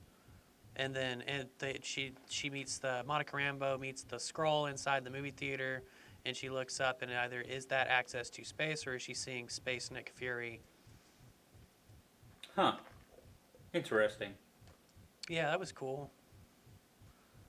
Little thing that they picked up that I would never have caught because I actually haven't seen Blade Runner yet.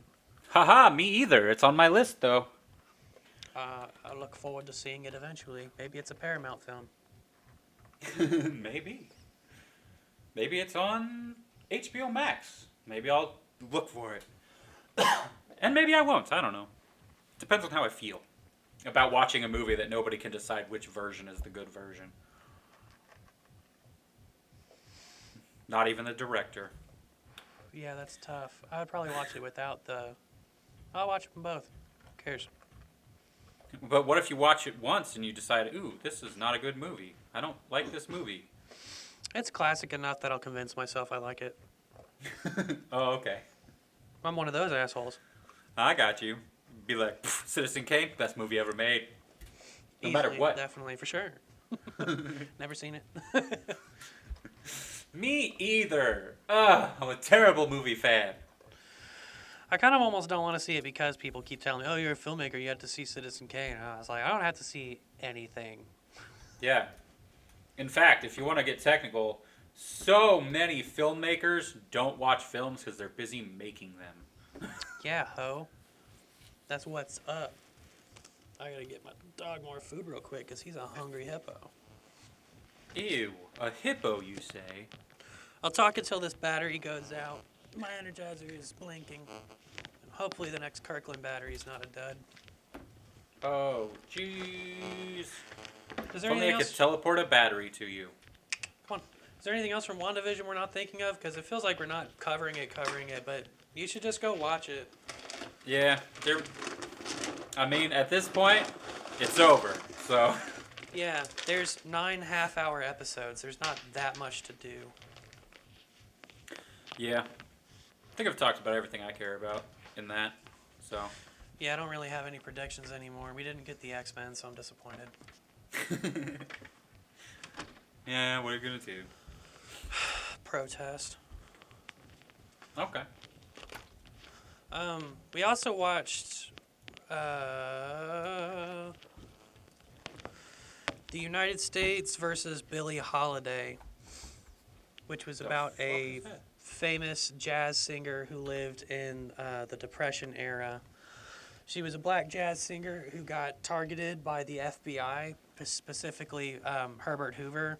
Didn't like when she would go in public and sing a song that's been removed from all of her records because of racist American history, and was given a posthumous Grammy for Song of the Century in the late 80s, way after her death.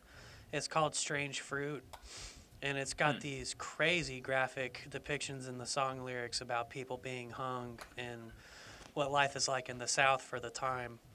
And it's a chilling vocal track. Like, I'd never really listened to Billie Holiday, but she's a amazing singer, and the movie was really interesting. I would say that it was a lot of bad filmmaking and editing, and a lot of immediately wild jumps into just let's go ahead and get some tits out and put some drugs in this thing, and get some graphic sex so we can get the general visual appeal up. Is it a But Weinstein movie? No, I don't think so. Okay. It's on Hulu. It was genuinely an interesting biopic on this person, and seeing the FBI do all that shady shit. And now that we're getting to take a look at these periods of times and these characters from a lens where we're not afraid to vilify some white people, it's not hokey. It's not like there's a bunch of white boogeymen, but it does like show a lot of institutional moves by the FBI to use or suppress the black community against itself. And the characters the performances are wild. It's another one of those cases where the film didn't really merit it was like, I don't want to compare anything to Suicide Squad, that's an insult, but the actors were running away with it. The actors were doing so good in their roles, and they were way outshining the rest of the filmmaking. Nice. Yeah, it was One of the most important parts. Yeah. Good set design. You want the props to be working their hardest, and actors are just props to me. Monsters. Yeah, meat props. Meat props. Yeah. Delicious. It did have a cool drug sequence, drug trip sequence that you thought that you had left, and then you found out a few more minutes into it you were still there. Hell And yeah. That's good filmmaking. Love It me a wasn't that good long drug either. sequence. It was only an hour and a half, but that first 30 minutes was really quick, and they went through a lot. And then that last hour was a whole journey. I really thought it was about 30 minutes longer than it actually was. Huh. But yeah, you could check that out. I'd recommend it, especially if you just want to see that piece of history. Yeah, that's interesting. I might hop on the old YouTube and just learn about this person, because I don't have Hulu right now.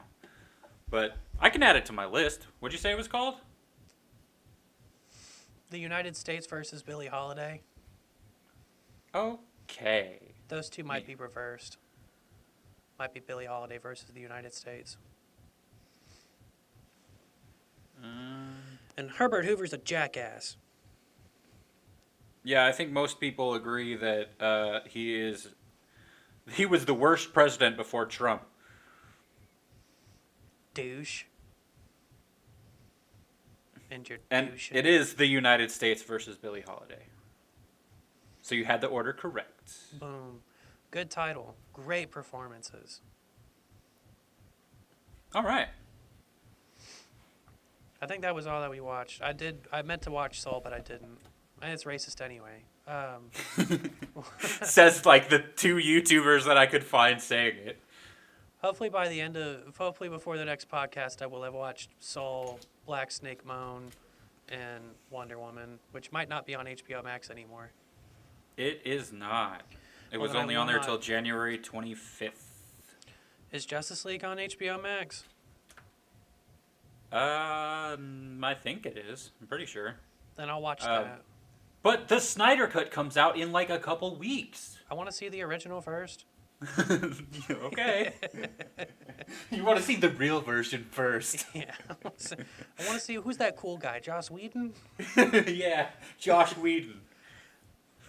What a table turn, man. People were so down on Zack Snyder way back when that whole thing started. Now they're like, dude, fuck Joss Whedon. And also, Snyder Cut, let's go. I mean, there's a lot of black and... There's it's not all black and white. There's a lot of gray in there, my guy. Number one, we found out that Joss Whedon is a piece of shit since then. Yeah. And number two, I don't think... Like, the people who were super down for the Snyder Cut were never down on Zack Snyder. That's true. And I've been a huge fan of Zack Snyder until he did Batman v Superman. Like, even Man of Steel I fucking liked whenever most people didn't. Batman v Superman was the point where I was like, dude, you just like fucking... You fucked it up so bad. I thought you didn't like Sad Superman. No, I was fine with it. Okay. I had some critiques. Like, it could have made more sense with the whole Superman thing. Like the fact that they had a tornado kill Jonathan Kent was super fucking dumb. It's like, no, don't save me. Like, what the fuck? Yeah, the heart attack is that's one of the biggest Superman moments. It's so important. Yeah, and he not was just being like, able nah. to save somebody really close to you. Yeah. But nah, it wasn't until Batman v Superman that it was like, all right, man, you fucked up Batman, and you made Superman irredeemable in his emo-ness. Because he was kind of a sad guy in Man of Steel, but there was a little bit of hope sprinkled in where I'm like, I can still get behind it. But Batman v Superman, he was just crying the whole fucking time and letting people die constantly. Yeah, that's not Superman. Nope. I had fun with the hijinks in BVS. There was some good stuff in there, and like visually, there was a lot of fucking good stuff in BVS, but it was just real bad for the characters. I think Wonder Woman was the one that they did the best in that. Like the point where she actually fucking suited up as Wonder Woman and was fighting, and you could actually see the joy in her face against fighting Doomsday. Hell yeah. The other stuff where she's like, I don't want to be Wonder Woman. Like, that shit was dumb, but... You know. It's like, he always has some bad in his movies, but normally the good outweighs the bad. Not in that movie. He is a clumsy storyteller. He's a bad storyteller. Yeah. If you put him and Christopher Nolan together, that could be a truly bad movie. Well, that's what Man of Steel was. Because, oh, man. Chris Nolan was a producer on that. Yeah.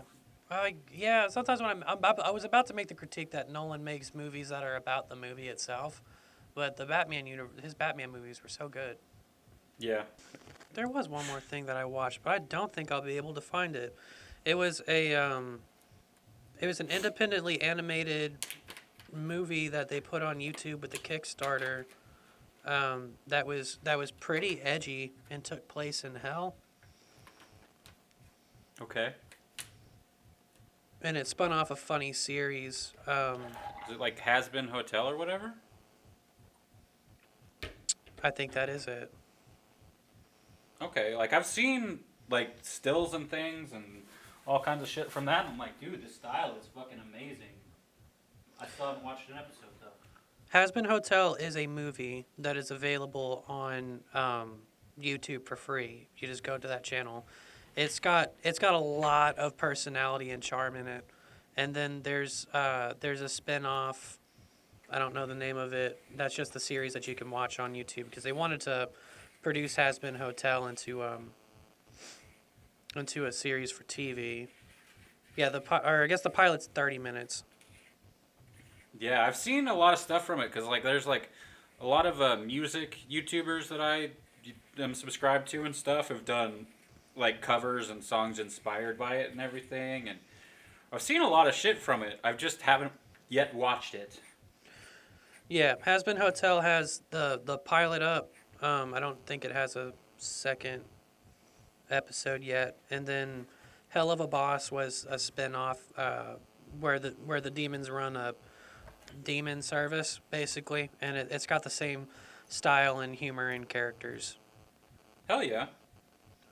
Yeah, that was a lot of fun. Not everyone's gonna like it. The humor is kind of mature. They didn't care about cussing or telling adult jokes, and the characters are in hell, so they're allowed to be bad people. And that doesn't fit too many people's interests anymore because the world is soft. But I liked it a lot. All right, I will check that out. It's only 30 minutes of your time. Yeah. Okay, I can mention a thing that I've been watching as well, I suppose. I started watching the Harley Quinn show, the cartoon, the animated series or whatever. Is that on HBO Max? It is. Something to do on HBO Max now. It is, yeah, it has Kaylee Cuoco's playing Harley Quinn, which is interesting. But it's a very, like, mature show. It's like almost off-putting until I got used to it. Because it was just like out the fucking gate, just swearing like crazy, talking about how Batman fucks bats and things. Like, it goes hard. And the style, I really like the style of it, but the animation, I swear to God, DC's animation is like kind of going downhill. Or it's been downhill for quite some time. Because there's like, it's so weird. Because I remember a couple of years ago I was watching Justice League versus Justice League. What the fuck is it? Justice League Dark something or other. And there are some frames like in between, like when they do a zoom or something like that, where it's like, bro, what the who drew this fucking frame? Like, this is crazy. Like, I paused on one, and it's like fucking John Constantine, but his face is just all fucking like derpy as shit. It's like, come on now. On the main frames, like the key frames, it looks really good, but like in motion and stuff, like in between, there's just shit where it's like they like half-ass this animation so hard in so many instances.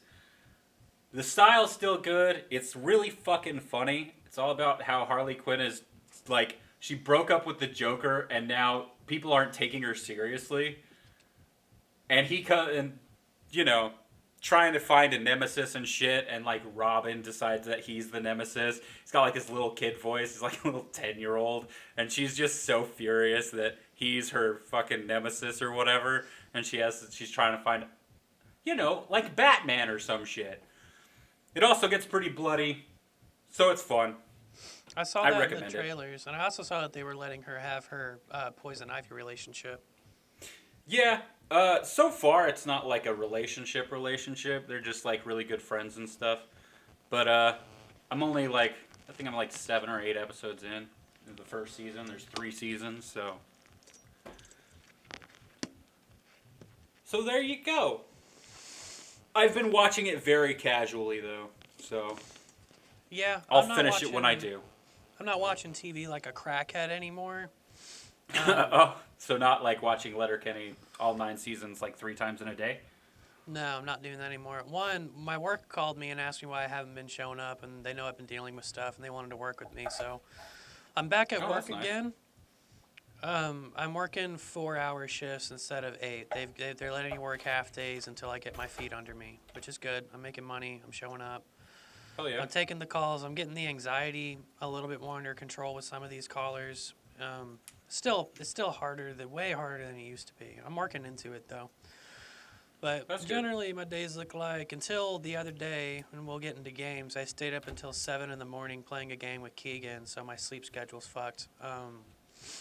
It was like I wake up at 11 or noonish, and then I shower and eat, and then I come to the back porch with my coffee and cigar, and ukulele and maybe a notepad.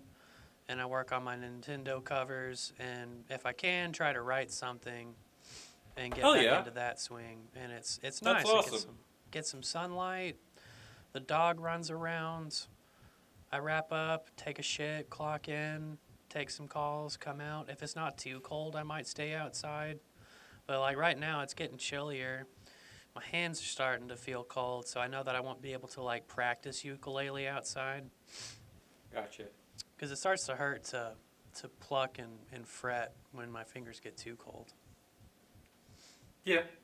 And my hands get slower. So what's coming up on this gourmet race is there's a lot of triplets in the second half of the song, so I'm not going to be able to pluck that with my thumb. I'm either going to have to full finger pick or get my pick out. I'm so fucking excited for that. It's going to be cool. It's going to be cute. I'm expecting some big flubs. It really is one of the best songs. It is. It's a damn classic. So I think we can move on to games now. All right. Start with you. You've probably Okay. played more than me.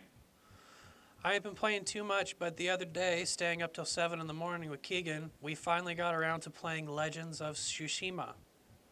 The add-on multiplayer content, which was free, where and if you're playing through Ghost of Tsushima, there's elements in the game, like for the mythical equipment, where you actually interact with Japanese supernatural folklore, and it's some of the most stunning and interesting art in the game, and it's only there for a little bit.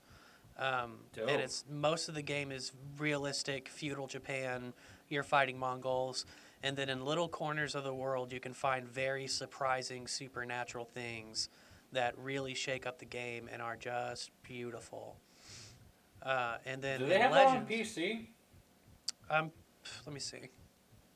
Or is that like a PlayStation exclusive? It was a PlayStation exclusive. I don't know if it ever came to PC. I mean, if it's exclusive, they normally keep them exclusive. PlayStation does. That sucks. It's still just PlayStation. Because I would be interested in playing it, but I'm not going to buy a fucking PS4. It's going to be backwards compatible with the 5, so you can get it on 5 if you get a 5. Well, you're about to get a car payment, so you're fucked for life for a while. Don't remind me. Anyway, so in Legends of Tsushima, you play ghosts, actual, you're not undead, but you're legendary mythical warriors in Tsushima of different class types, either the Ronin, the Hunter, the Assassin, or the Samurai, and you get different class abilities. Like, I played the Ronin, which will let me raise fallen allies, and as you level up, you can do a lot more healing. Everybody gets to assassinate and scale walls, use a grappling hook, stuff like that. Everybody has a bow. I didn't really see much of a benefit to being a hunter, but the game is mostly the supernatural stuff, as opposed to Ghost of Tsushima, which is a little bit of the supernatural and mostly feudal Japan. This has, I think it's 12 story mode missions, and most of it is supernatural stories that you can play at different ranks of difficulty. Me and Keegan played all the main quests on bronze because we have to unlock the extra difficulties. And you can level up those characters that way. And then there's survival mode, where you survive wave combat with matchmaking online. And we did that, and it was super fun because Ghost of Tsushima combat is super fun.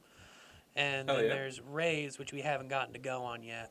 But Keegan's off work Tuesday, Wednesday, Thursday.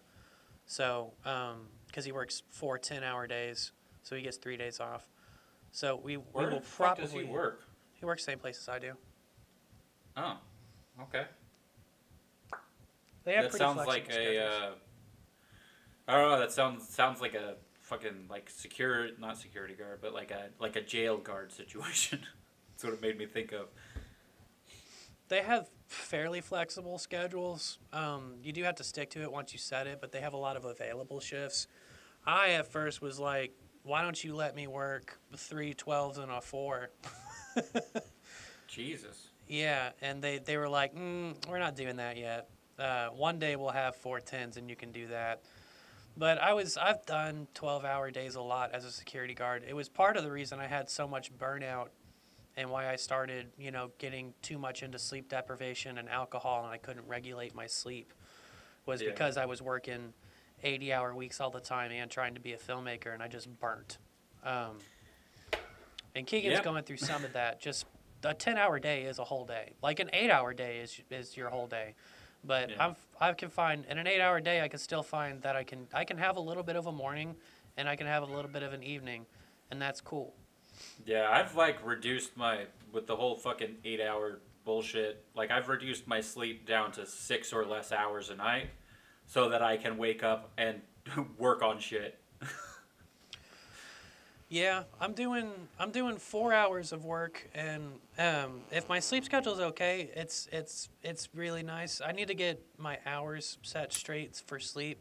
Staying up till 7 a.m. threw me off this week, and I was up at noon today, and I set an alarm for 2:30, and I don't know if it never went off or if I rolled over and killed it, but I didn't. I wound up late for the podcast. Yeah, I always expect, there's a little bit of wiggle room there. That's why I always say 4-ish. My attendance is so poor in every aspect of my life. To leave me a little wiggle room. Yeah, I mean, it doesn't need to be strict. Like, it's not like a life or death thing. Yeah, and I know you're not that big of an asshole to be like, yeah, I'm just going to fucking wait till whenever, but... I just don't want to keep you up till 9 or 10 just doing this, because then that kind of wrecks your evening. But I know you do stuff during the day. Yeah, I always expect this to be the last thing I do, because, I'll probably eat dinner and then go to sleep after this. A champion's evening. I sat down for the first couple of days and just went through the chord chart for the ukulele again, just the major chords. Oh, yeah? And then I started doing the minor chords, and I stopped. Once I was like, I got to do a Nintendo cover every couple of days, I stopped doing my scales and chords. So. Which I think is super dope. It's fun. I hope you continue with that. It's fun. I got suppressed by the algorithm the other day, and nobody saw my Bloody Tears cover, but whatever. I don't do it for them. I do it for the likes, but I don't do it for them. I do it for the click. Give me my fucking clicks. Yeah, make me feel good for half a fucking second. Yes, give me something to check. Legends of Tsushima is great. It's there's reasons to keep playing it, even though we've beaten the main story, and there's not that many quests more to do. You constantly upgrade gear, which gives you access to new stuff and new abilities, and you can upgrade your characters, and there's 4 characters to upgrade, and you get dope swag throughout the game, your new costumes and shit. So it's like there's always new stuff there's not necessarily new stuff to do, but playing Ghost of Tsushima is very satisfying. The combat is satisfying. It's challenging. You can skill your way out of most things. It's usually your fault if you died. It's good. It's especially as free content on top of a game that I think already won Game of the Year when it came out, 2020. 2020 not great for movies, great for video games. Oh yeah, man, it shit out everything. It was like, ho ho ho, this is perfect timing because we're ready. Dude, Genshin Impact is up to almost $900 million. And it came out in September. Yeah, that's pretty crazy. It's killing it. And they're getting so much more generous with the types of things you can do in the game and getting free stuff. But yeah, I would recommend Ghost of Tsushima Legends if you haven't played it yet. The only other thing I've been doing is I keep playing Genshin Impact. I got the last 5-star character. I'm trying to get this 5-star character. I haven't done her main quest, but I'm looking forward to it. Because the main quests for these new characters that they've been putting out have been stunning. Like, visually, all the cutscenes are great. The voice acting is great. It's got a bunch of dope anime shit in it, and I like that. It's a good experience still. Hell yeah. What you been up to? I've continued Breath of the Wild. I've put like 10 hours into it, and I just like did all the Impa bullshit at the beginning. Cause they're like, go see Impa, and I'm like, I'm gonna not use that as I'm gonna turn off that little yellow dot, and I'm just gonna kind of do what I want, and if I happen upon there, I will. And then I did. I'm super annoyed that I forgot that you don't get the camera from that. You gotta go to fucking Pura to get the camera. So that's annoying. Playing the game without the map would be really interesting. Yeah, that was the main. That's what I was attempting to do before, and I'm semi-attempting to do now. It's not like a hard rule, but I'm not focused on trying to do anything on the map. I'm just going in a direction until something happens. Have you played anything else? I also did some Pokemon Showdown, you know, cause it's a multiple person game situation, and there's like a chat and shit, so you can talk to people. So you know, once again, loneliness made me be like, I'm gonna do something where I actually have to interact with other people, or I can interact with other people. And met somebody on there who was actually like also very talkative, so that was nice. And then they asked if I had a Discord, and I said no, and I'm like, well, not much to do. Go hop on their Discord. You know? Didn't think about it. We have a Discord we haven't used. Yeah, I mean, I have Discord, like, my thing, but, like, I wasn't about to get into some kind of, like, I wasn't even about to commit to any kind of relationship, you know? Oh. I wasn't about to be like, I said no because it's better than I'm never on there. Like, I don't know what the... So there you go. But it's okay because I can always just meet other people on there. You know, a game you could get real quick for social interaction is this new Valheim game. You are a Viking in Purgatory, the realm of Valheim, and it's a open world survival crafting game. It's just like Minecraft with Vikings. Okay. And the graphic style is a little older. It's kind of reminiscent of like an advanced RuneScape type of graphics. It's not realistic, but it's not pixel blocky like Minecraft. Yeah. But you go out, you get resources. There's hazards to deal with. You build things. You can catch wolves and tame them and train them to do stuff. John's been loving it, and he started a server, and he's got Sergey and Nathan in there for their multiplayer.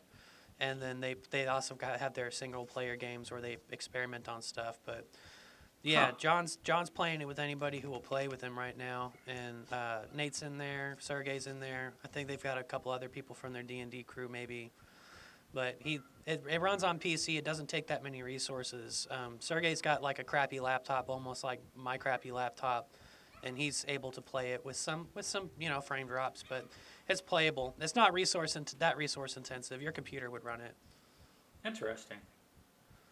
Yeah, I'll probably look into that. Then you could Discord with the homies and build stuff and explore a cool world that's it's procedurally generated every time, so it's got a lot of stuff, and the exploring is always going to change. Cool. Yeah, I will. You said it's Valheim? Yes, sir. How you spell that? Victor, Alpha, Lima, Hotel, India, Echo, Mike. Okay, India, Echo. Gotcha. And only one L, you said? Yeah. Dope. All right. I also picked up Stardew Valley because it was half off on Steam, and my email said, hey, this thing on your wish list is half off. And I was like, cool. Bye. And now it'll sit in my library for a long time. John has John plays Stardew Valley, or used to. Lots of people do. And it just seems like a real chill, awesome game. It's like a cheap version of Animal Crossing, but it actually has combat and things, so I'm down. Well, I think a lot of people who had that Stardew itch are moving to Valheim because it's the content right now. Of course, since it's a brand new breakout indie game, there's whole channels dedicated to it now. This is literally the first I'm hearing about it. I heard about it through articles because they give me. You read a lot of articles. Dude, checking my phone sometimes. I get to the bottom of my Google News. I get to the bottom of the Facebook News. I don't read all the articles, but I gotta turn off my Google News. There was an update, and now all the time it's a fucking notification. I'm like, motherfucking, I don't give a shit. Oh, I don't have notifications for that. I had a fucking update on my phone, and I guess it decided, oh, you want all this information now? No, I don't. I'd rather kill 5 people than get notifications for news. Agreed. It's not that I don't go doom scroll the news anyway, but I definitely don't need it popping up on my phone, shocking me. I've been having to train myself away from it again. Because, basically from, I don't know, the early November through, I don't know, a couple weeks ago, it's just been like focused on all that shit. Bad news. It's not fucking necessary.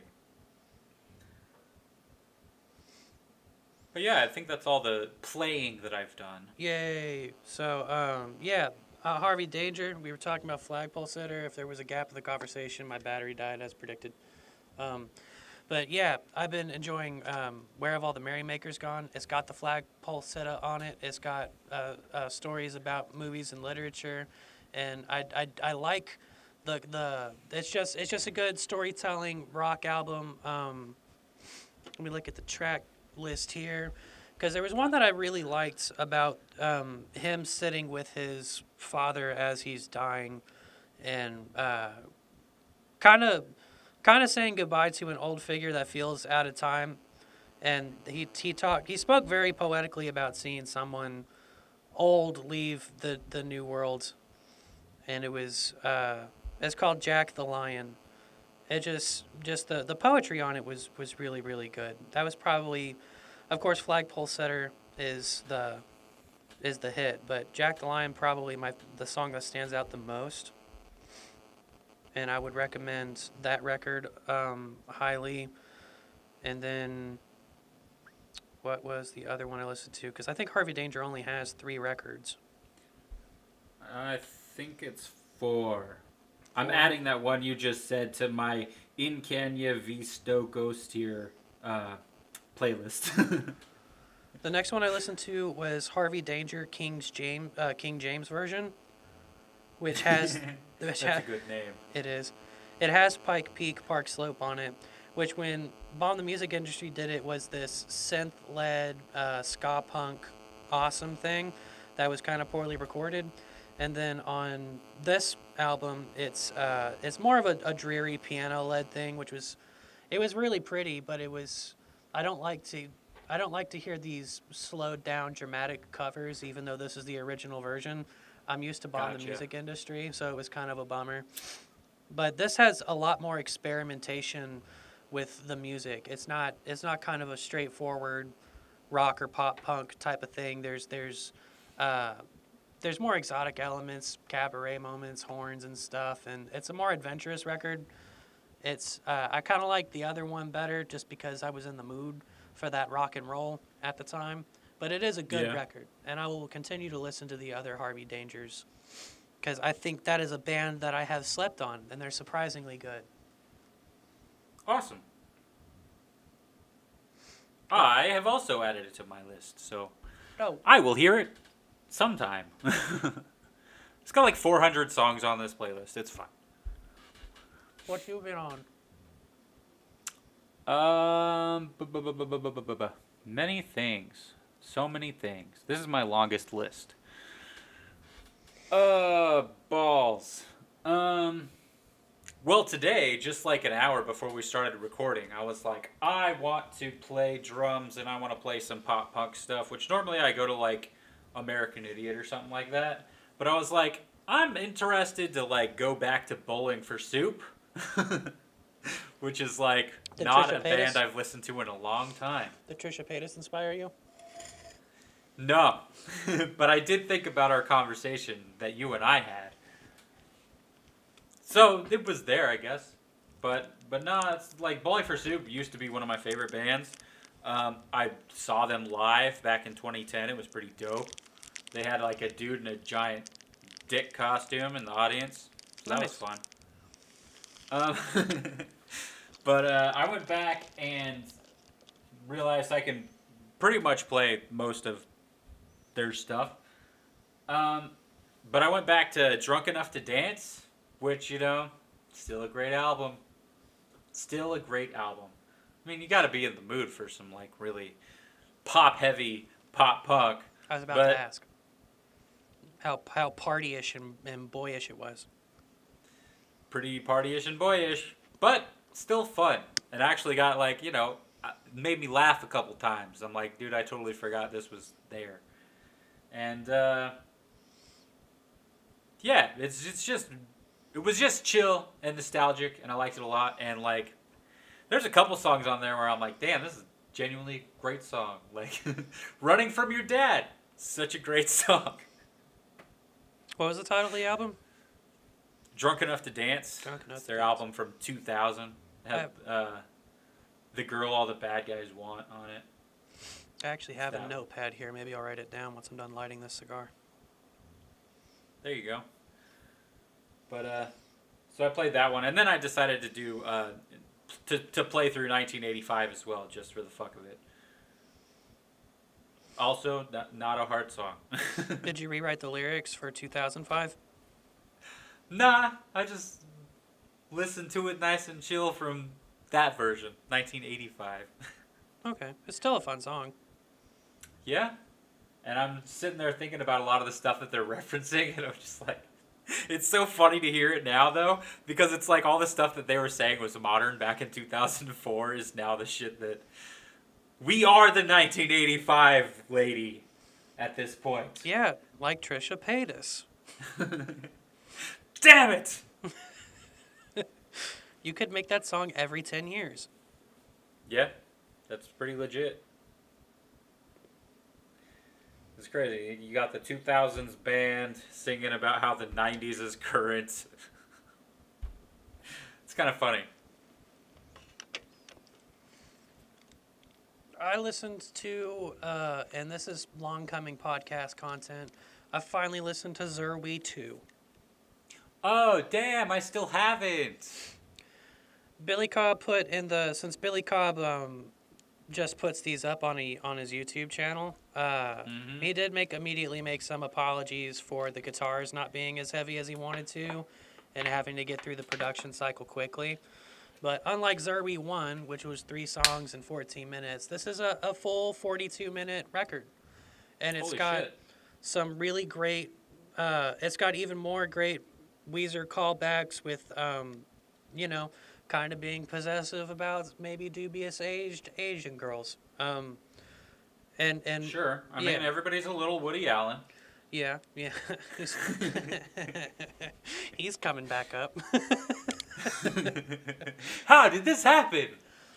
My favorite Weezer-esque love song that he did was actually about falling in love with a girl in a photograph from the 50s and him going through some, like, hipster pastiche of old clothing and that type of thing. That actually sounds super interesting. It was. I loved it. And there was, because Buddy Holly was the Buddy Holly, and then Zerwee 2. Let's see if anyone, because Billy Cobb didn't put the track list in the description like a douche.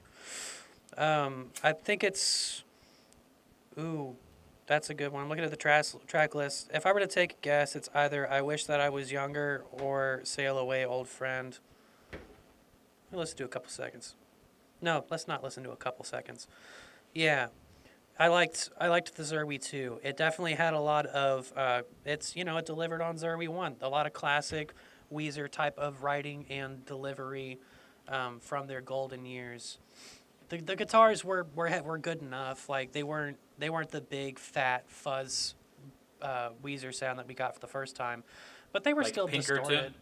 Yeah, they were still distorted. It was still 90s guitar. It was still good. Oh yeah. Lots of great little synth moments and cute Weezer shit. And I would recommend Zerwee 2 as much as Zerwee 1, and there's more of it. It's longer. Hell yeah. I will check that out. I keep meaning to. So did you do OK Human? No.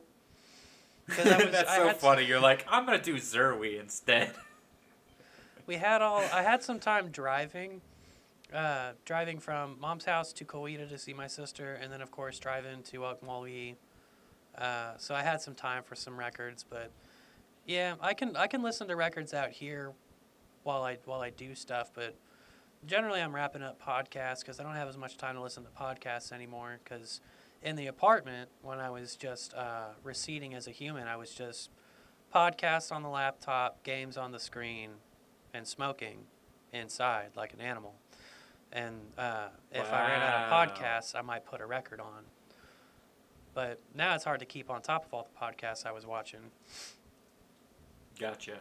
And while I'm at work, I've been mostly just listening to Super Smash Brothers music. Like Video Game Sounds is a YouTube channel that has all of the Super Smash Brothers covers and various assorted playlists or just all at once. So you can listen to all 6 hours of Mario music that they've made for Smash Brothers. That's crazy. All 2.5 hours of Pokemon music, all 2 hours of Castlevania music, all that. They've got them separated by franchise. And Smash Brothers covers are the best covers. They're really well arranged and really well performed. And of course, since it's Smash Brothers and they can license whatever the hell they want, there's also the original songs in there too. That's cool. And nothing makes you feel ready for low-key combat like a bunch of Pokemon music. It's very regal. OKHUMAN. I went back and listened to it a few times, and you know what? I dig it. It's good. It's just really different. It's not what anyone would consider classic Weezer, which I kind of feel like is difficult to say anyways, because they've kind of changed a lot with each album. I don't know. They have. It's fine. Whatever. But yeah, OKHUMAN, I liked it a lot. It's currently on my playlist, but I don't know if it's something that I will necessarily. I don't know how often I'll come back to it. I'm not against coming back to it, but I think it's good. Like I said, I don't think there's any guitar on it really, like maybe 1 or 2 songs. So it's weird. It's a lot of strings and like piano and shit. I don't know if I'd be into that right now. I definitely want music with more music in it, but I've been kind of in a rock mood. More guitar music. Yeah. Yeah, I get that. I've been in like the opposite. I get my opposite kicks from the video game music and the ukulele. Yeah. I've just been like, I don't know, I've been in the mood for like lighter, different stuff and nostalgic stuff and all that. Comforty stuff. So I did that one. I also, Lindsey Stirling's last 2 albums, Artemis and Brave Enough, I've listened to, because I really like her first 2 albums, and then these other 2 I just haven't had a chance to really look into much. But I've been listening to them, and they're also very good. I like her shit. Even though it's like completely different from most things I listen to. It's like electronic, violin, and pop, essentially. I can get down with it because it's kind of novelty music. I like novelty acts. Yeah, there's not anybody else making music like hers. One of the YouTube channels I've been getting sheet music from has some Lindsey Stirling on it. Hell yeah. Because I have to get my charts from YouTube because it's harder to find ukulele tabs than it is to find guitar tabs. That makes sense. I feel like there's a lot of people that like to play ukulele, but there's definitely way more people trying to be guitarists. Yeah. That's got to be like the most popular instrument to want to learn. Yeah, I feel like more and more people will just get into laptop music as they have been. There are a lot more laptop producers now. Yeah. Especially since you don't actually have to learn an instrument. And I feel like it's easier to learn theory that way because you can do everything on a timeline and on a keyboard, and you can look at sheet music. You can learn. Um, Yeah. Whereas when we were learning guitar, it was like, what's a power chord? Okay, how many different ways can I assemble these power chords to make something dope? And we just kind of play from our gut ignorantly, and it's fun. Yeah. I think my issue with that, my issue came from playing in a band with a guitarist that used all like chord shit, power chords and such. I think that's why I learned that way specifically, because before that I just played like single notes on the strings and shit, like normally one string, that kind of situation, because I just could not. I took guitar lessons when I was really young, but that didn't last very long because of a broken guitar that couldn't get replaced. Damn. Yeah. Well, TJ in the I still band, blame my brother for that. With TJ in the band, he can bring all the extra like musical flair from the bass. Like he Yeah. can do the interesting stuff because a power chord is neither major nor minor since it doesn't have a third. It's only got the first, the fifth, and the octave. So he can you can play that generically under anything, and it's only like major or minor if you can find a movement that's major or minor. Like you're not getting it out of the single chord shape. But TJ's smart and he knows stuff, and he can add that Yeah. thing from his bass position. Yeah, it was kind of like A melodic the whole bass. deal with Rancid. Fucking Rancid and their like super entry level style music, but the bassist makes it worth listening to. Yeah, he does some really cool shit. He's like like doing all that shit while everything else is very simple. Yeah, the opening track for Outcome the Wolves was just a flex for the bassist. It was a very worthy flex. Yeah, he's great. You don't see that so much. There aren't a lot of bands where the thing that stands out is the bass. There should be more. There should be. Get some bass players in there not being lazy. Which, that's the thing. I feel like bass players get a lot of shit, but in most instances I've seen, bass players tend to be the ones that they work hard. Yeah, funk music really had an emphasis on smart, talented bassists. Yeah. And I learned some stuff. I learned yeah, fuck it, I don't remember. Yeah, those are the lines. Those lines are bass lines. Those are dope. Mhm. Hell yeah. And Pixies. It's not just lazy. What a lot of pop shit is. Kim Deal has a lot of very cleverly written but not that difficult to play bass lines. Who does? The Pixies, Kim Deal. Oh, yeah. Yep. Love the Pixies. I think they had another album come out within the last couple of years. Yeah, there was a new single this year with a female singer that's not Kim Deal. I think Kim Deal might still be out of the band. Damn. Whack. That is whack. Wiggity wiggity whack. So other than Lindsey Stirling, what you been hearing?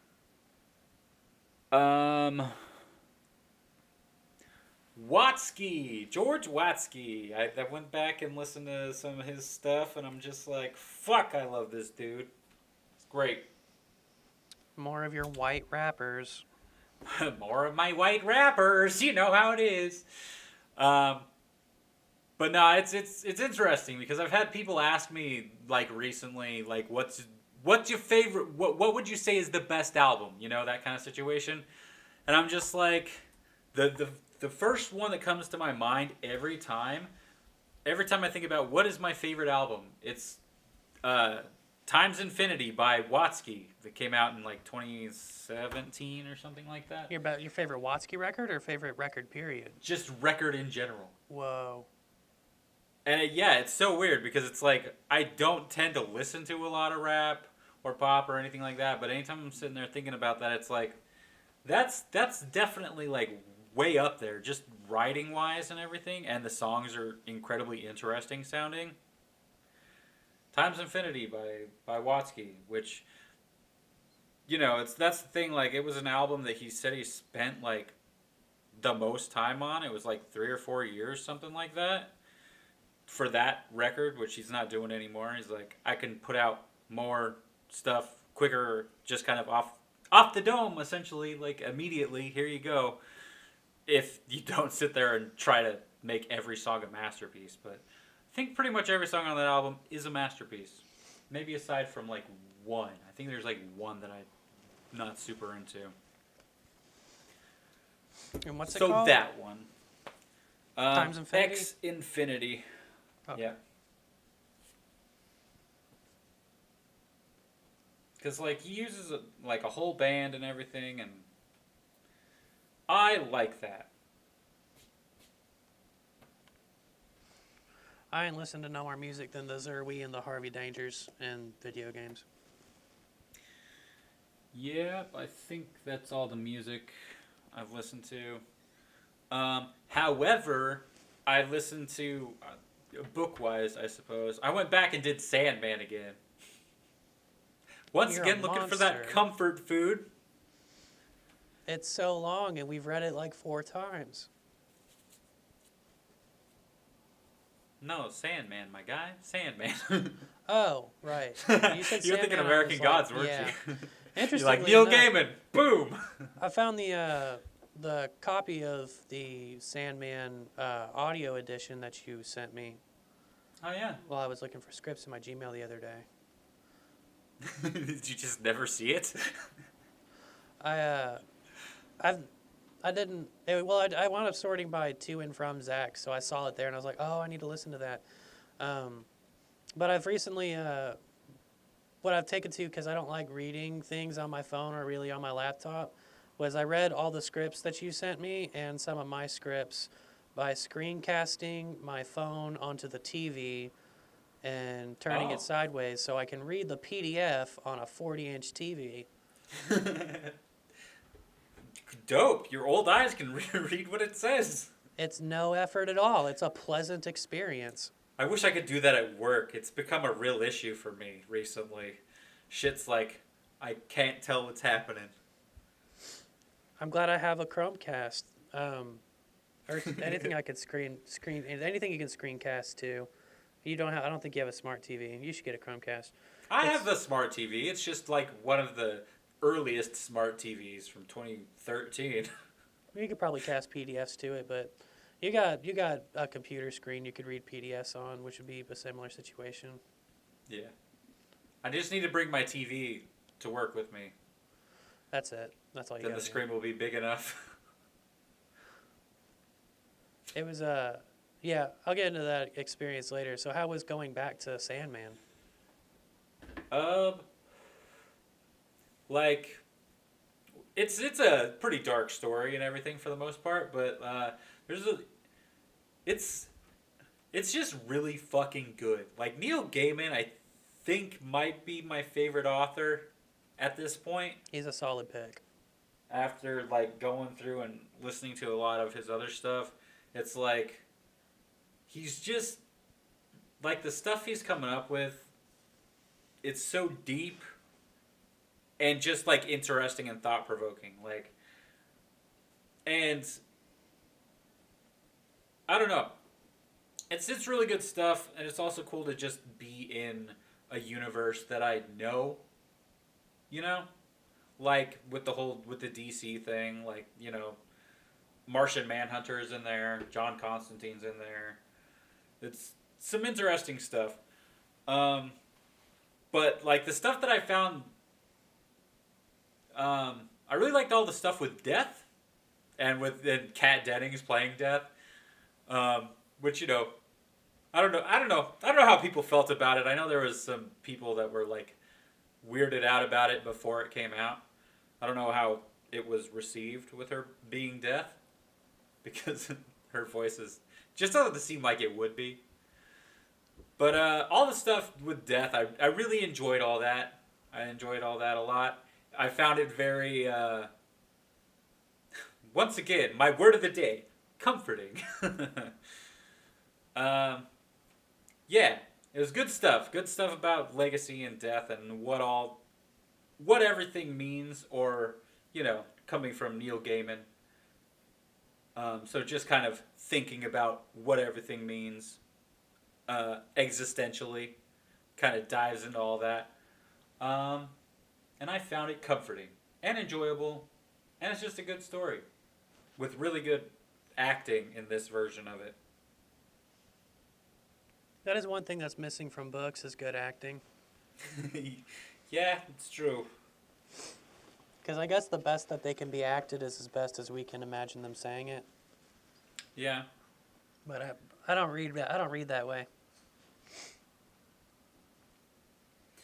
Yeah, I don't know. I don't know how other people read, but like whenever I'm reading something, I'm not thinking about it in like a super in-depth way, like emotionally or anything like that. I'm not picturing it fully in that way.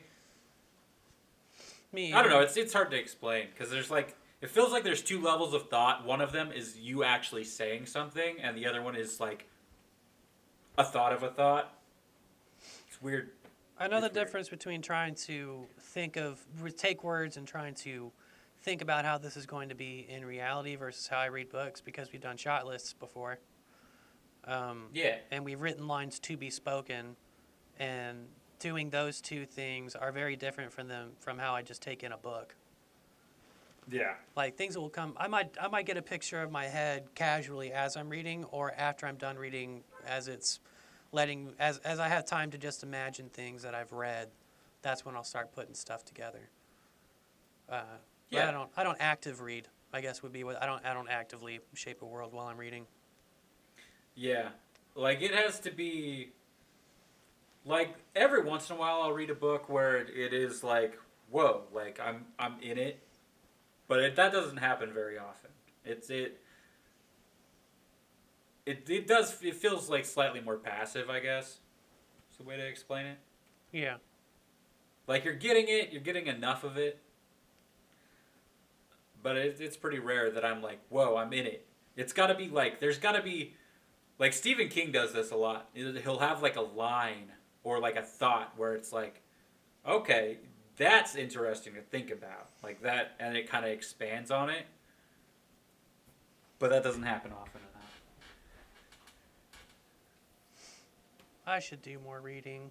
Actually, I shouldn't. I like the way that this hopefully shortish period of time is shaping out, where I do my work. I have low responsibilities and building up money, and then I just I come outside and smoke and play ukulele and hopefully start really getting back into writing again.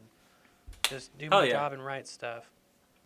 It seems like it's almost like a form of meditation. Like it's just getting yourself back together. This is my Walden. Hell yeah. I dig it. Living with my parents. I mean, I did the same thing, man. And No, it was very helpful. I've always encouraged people to do this. I just never thought that I would be one of the people who would do it.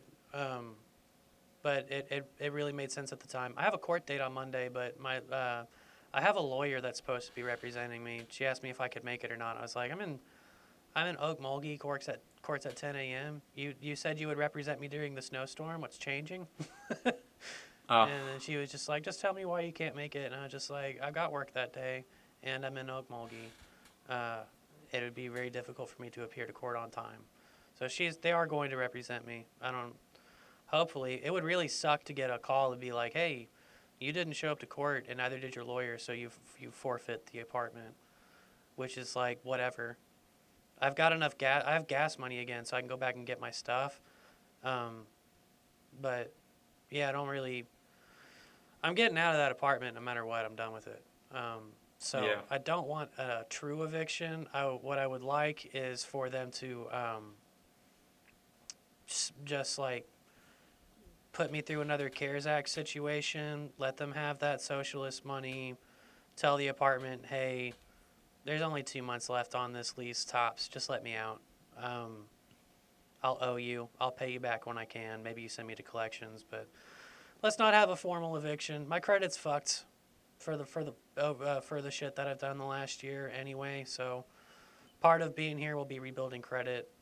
When the stimulus check comes and I'm making more income, I have to make some choices about how I'm going to start with that money.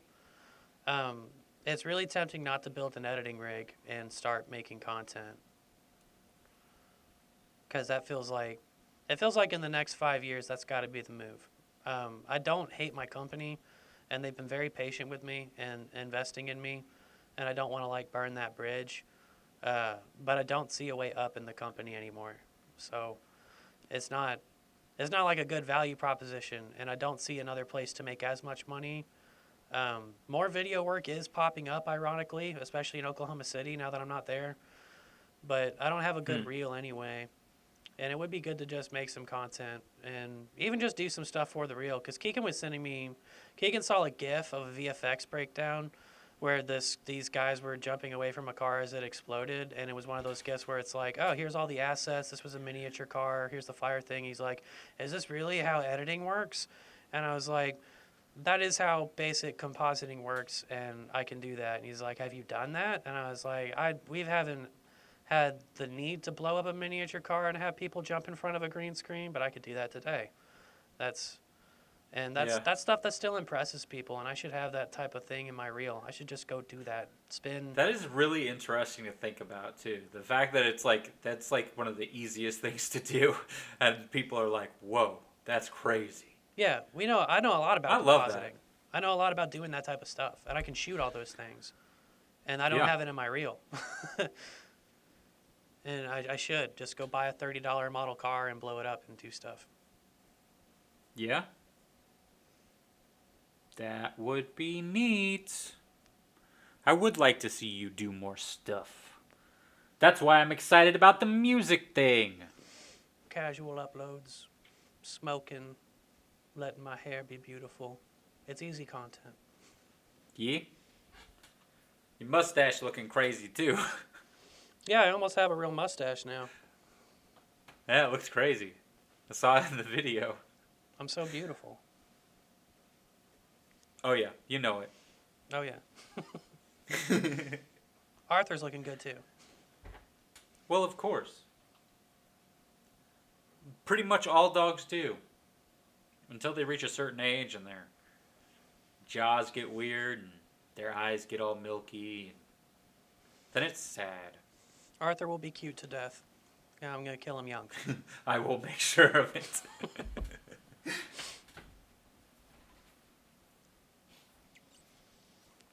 What else you got, homie? Matt. Did you hear that fucking Kevin Smith stopped smoking weed? No, he didn't. Oh, yeah, he did. Right, for a dental thing. But he stopped. He's done. It's over. No, he's not. Yes. He was talking about a podcast the other day. He's like, I quit smoking weed for 4 days, and I don't know how you people do it. I mean, I just on Instagram, and he was talking about being like a week or so in. The fuck?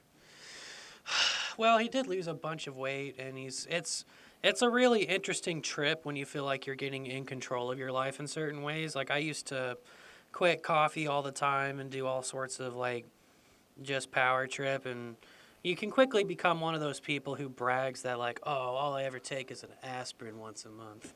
And there's no merit to it.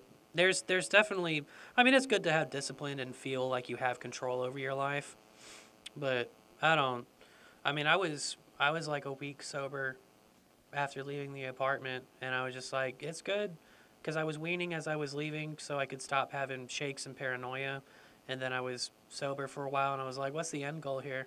I was like, am I done? And the mom was like, why don't you have some, there's liquor here, don't drink all of it. And then I did drink quite a bit of their liquor, and then just went and bought my own. Yeah, I don't plan to be sober. I've made that commitment to myself. I'm never going to be a sober person, but gaining control is valuable and important, and it can be its own trip in itself. Just feeling success. But I've got my kettlebell back at my desk. I'm doing curls at work, a little exercise. I chase the dog. Hell yeah. And drink, as long as I don't. The issue that came up this week was staying up until 7 a.m. with Keegan again, and that's the poison. You fuck up your sleep schedule. If you're drinking while your sleep schedule's fucked up, you're just done. And then you know, Yeah. it's the spiral. It's all Keegan. It's Keegan's fault. No. We figured it out. He was at like 4 a.m. He was like, "You're yawning a lot. You good, dude? I know you got to work tomorrow. I don't." I was like, "Let's just finish the story quests."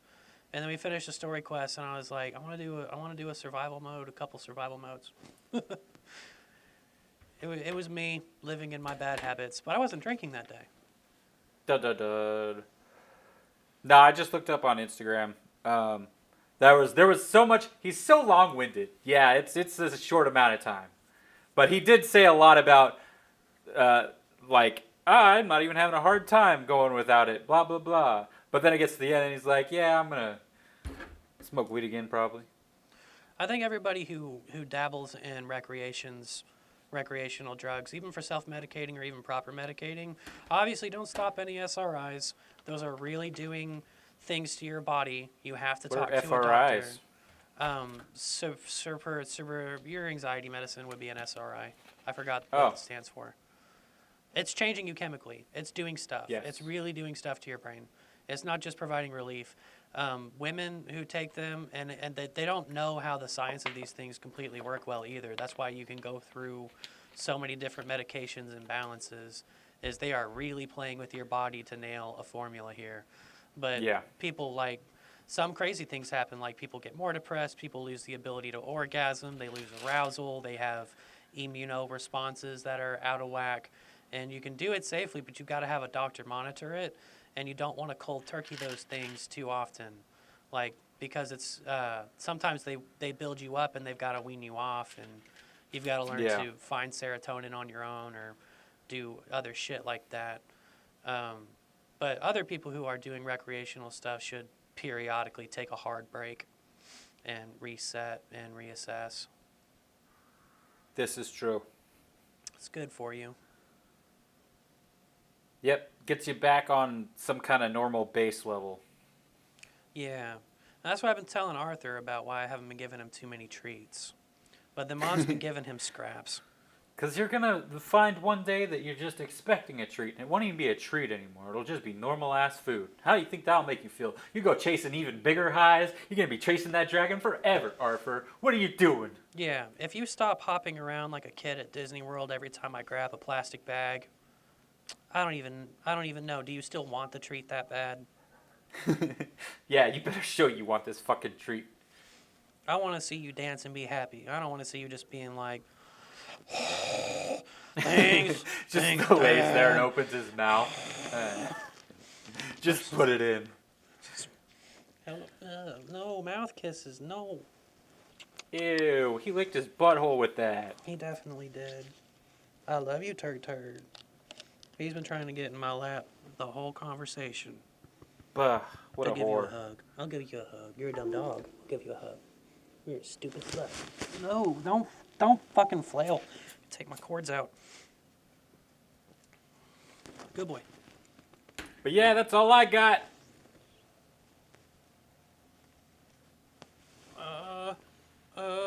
Trying to set my cigar down.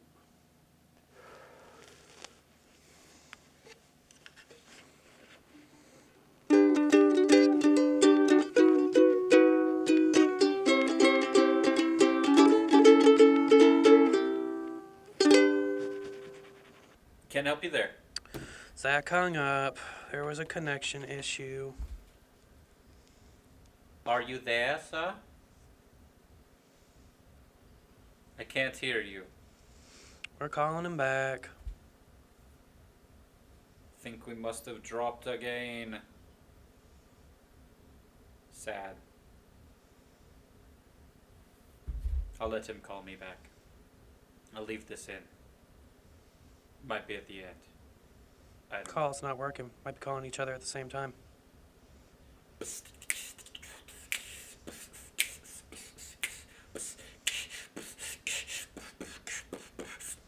I'm not getting a dial tone. Dwap, dwap, dwap, dwap, dwap, dwap, dwap, dwap, dwap, dwap, dwap, dwap. Hey, dial tone. So, dude. We disconnected. I can hear myself. I can hear myself. I can hear myself. I can hear myself. I can also hear you. Yeah. It just like you stopped making sound, and I'm like, okay, I can't hear you. And then you hung up or something, and then I waited for you to call. So there we are. Took me a couple of tries. I can hear myself. I can hear myself. I can hear myself. I can hear myself. Like as an echo or what? Yeah. Yeah. Yeah. Yeah. Do you want to hang up and try again? Let me see if it stops. Nope, there it is. Right there. That. Okay, hold on.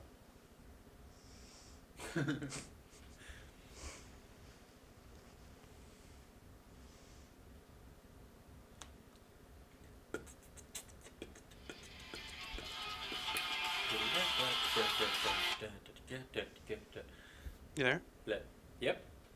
Was that me? A little bit. What? I'll just ignore it. Okay. Yeah, I'm not sure because I thought since I'm still in Wi-Fi range, I thought I'd be making a Wi-Fi call. That's okay. T-Mobile's crap out here. As much as drop again? No, I'm still here. Are you there? Yeah. Yeah, T-Mobile's just not good out here, which is surprising because I love T-Mobile so much. There's just some places they don't seem to have coverage. Sprint's not very good in Okmulgee either. My parents are probably going to go to AT&T.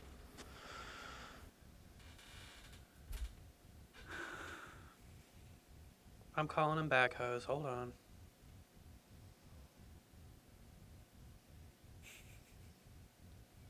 And he hung up. And we will wait for his call. No dial tone, no dial tone, no dial tone.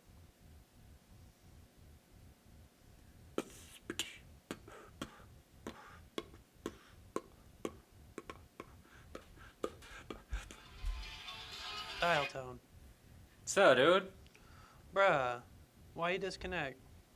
It wasn't me. I was sitting here listening to you, and then you stopped. And then the call ended. I was pretty rambly and disorganized about it anyway.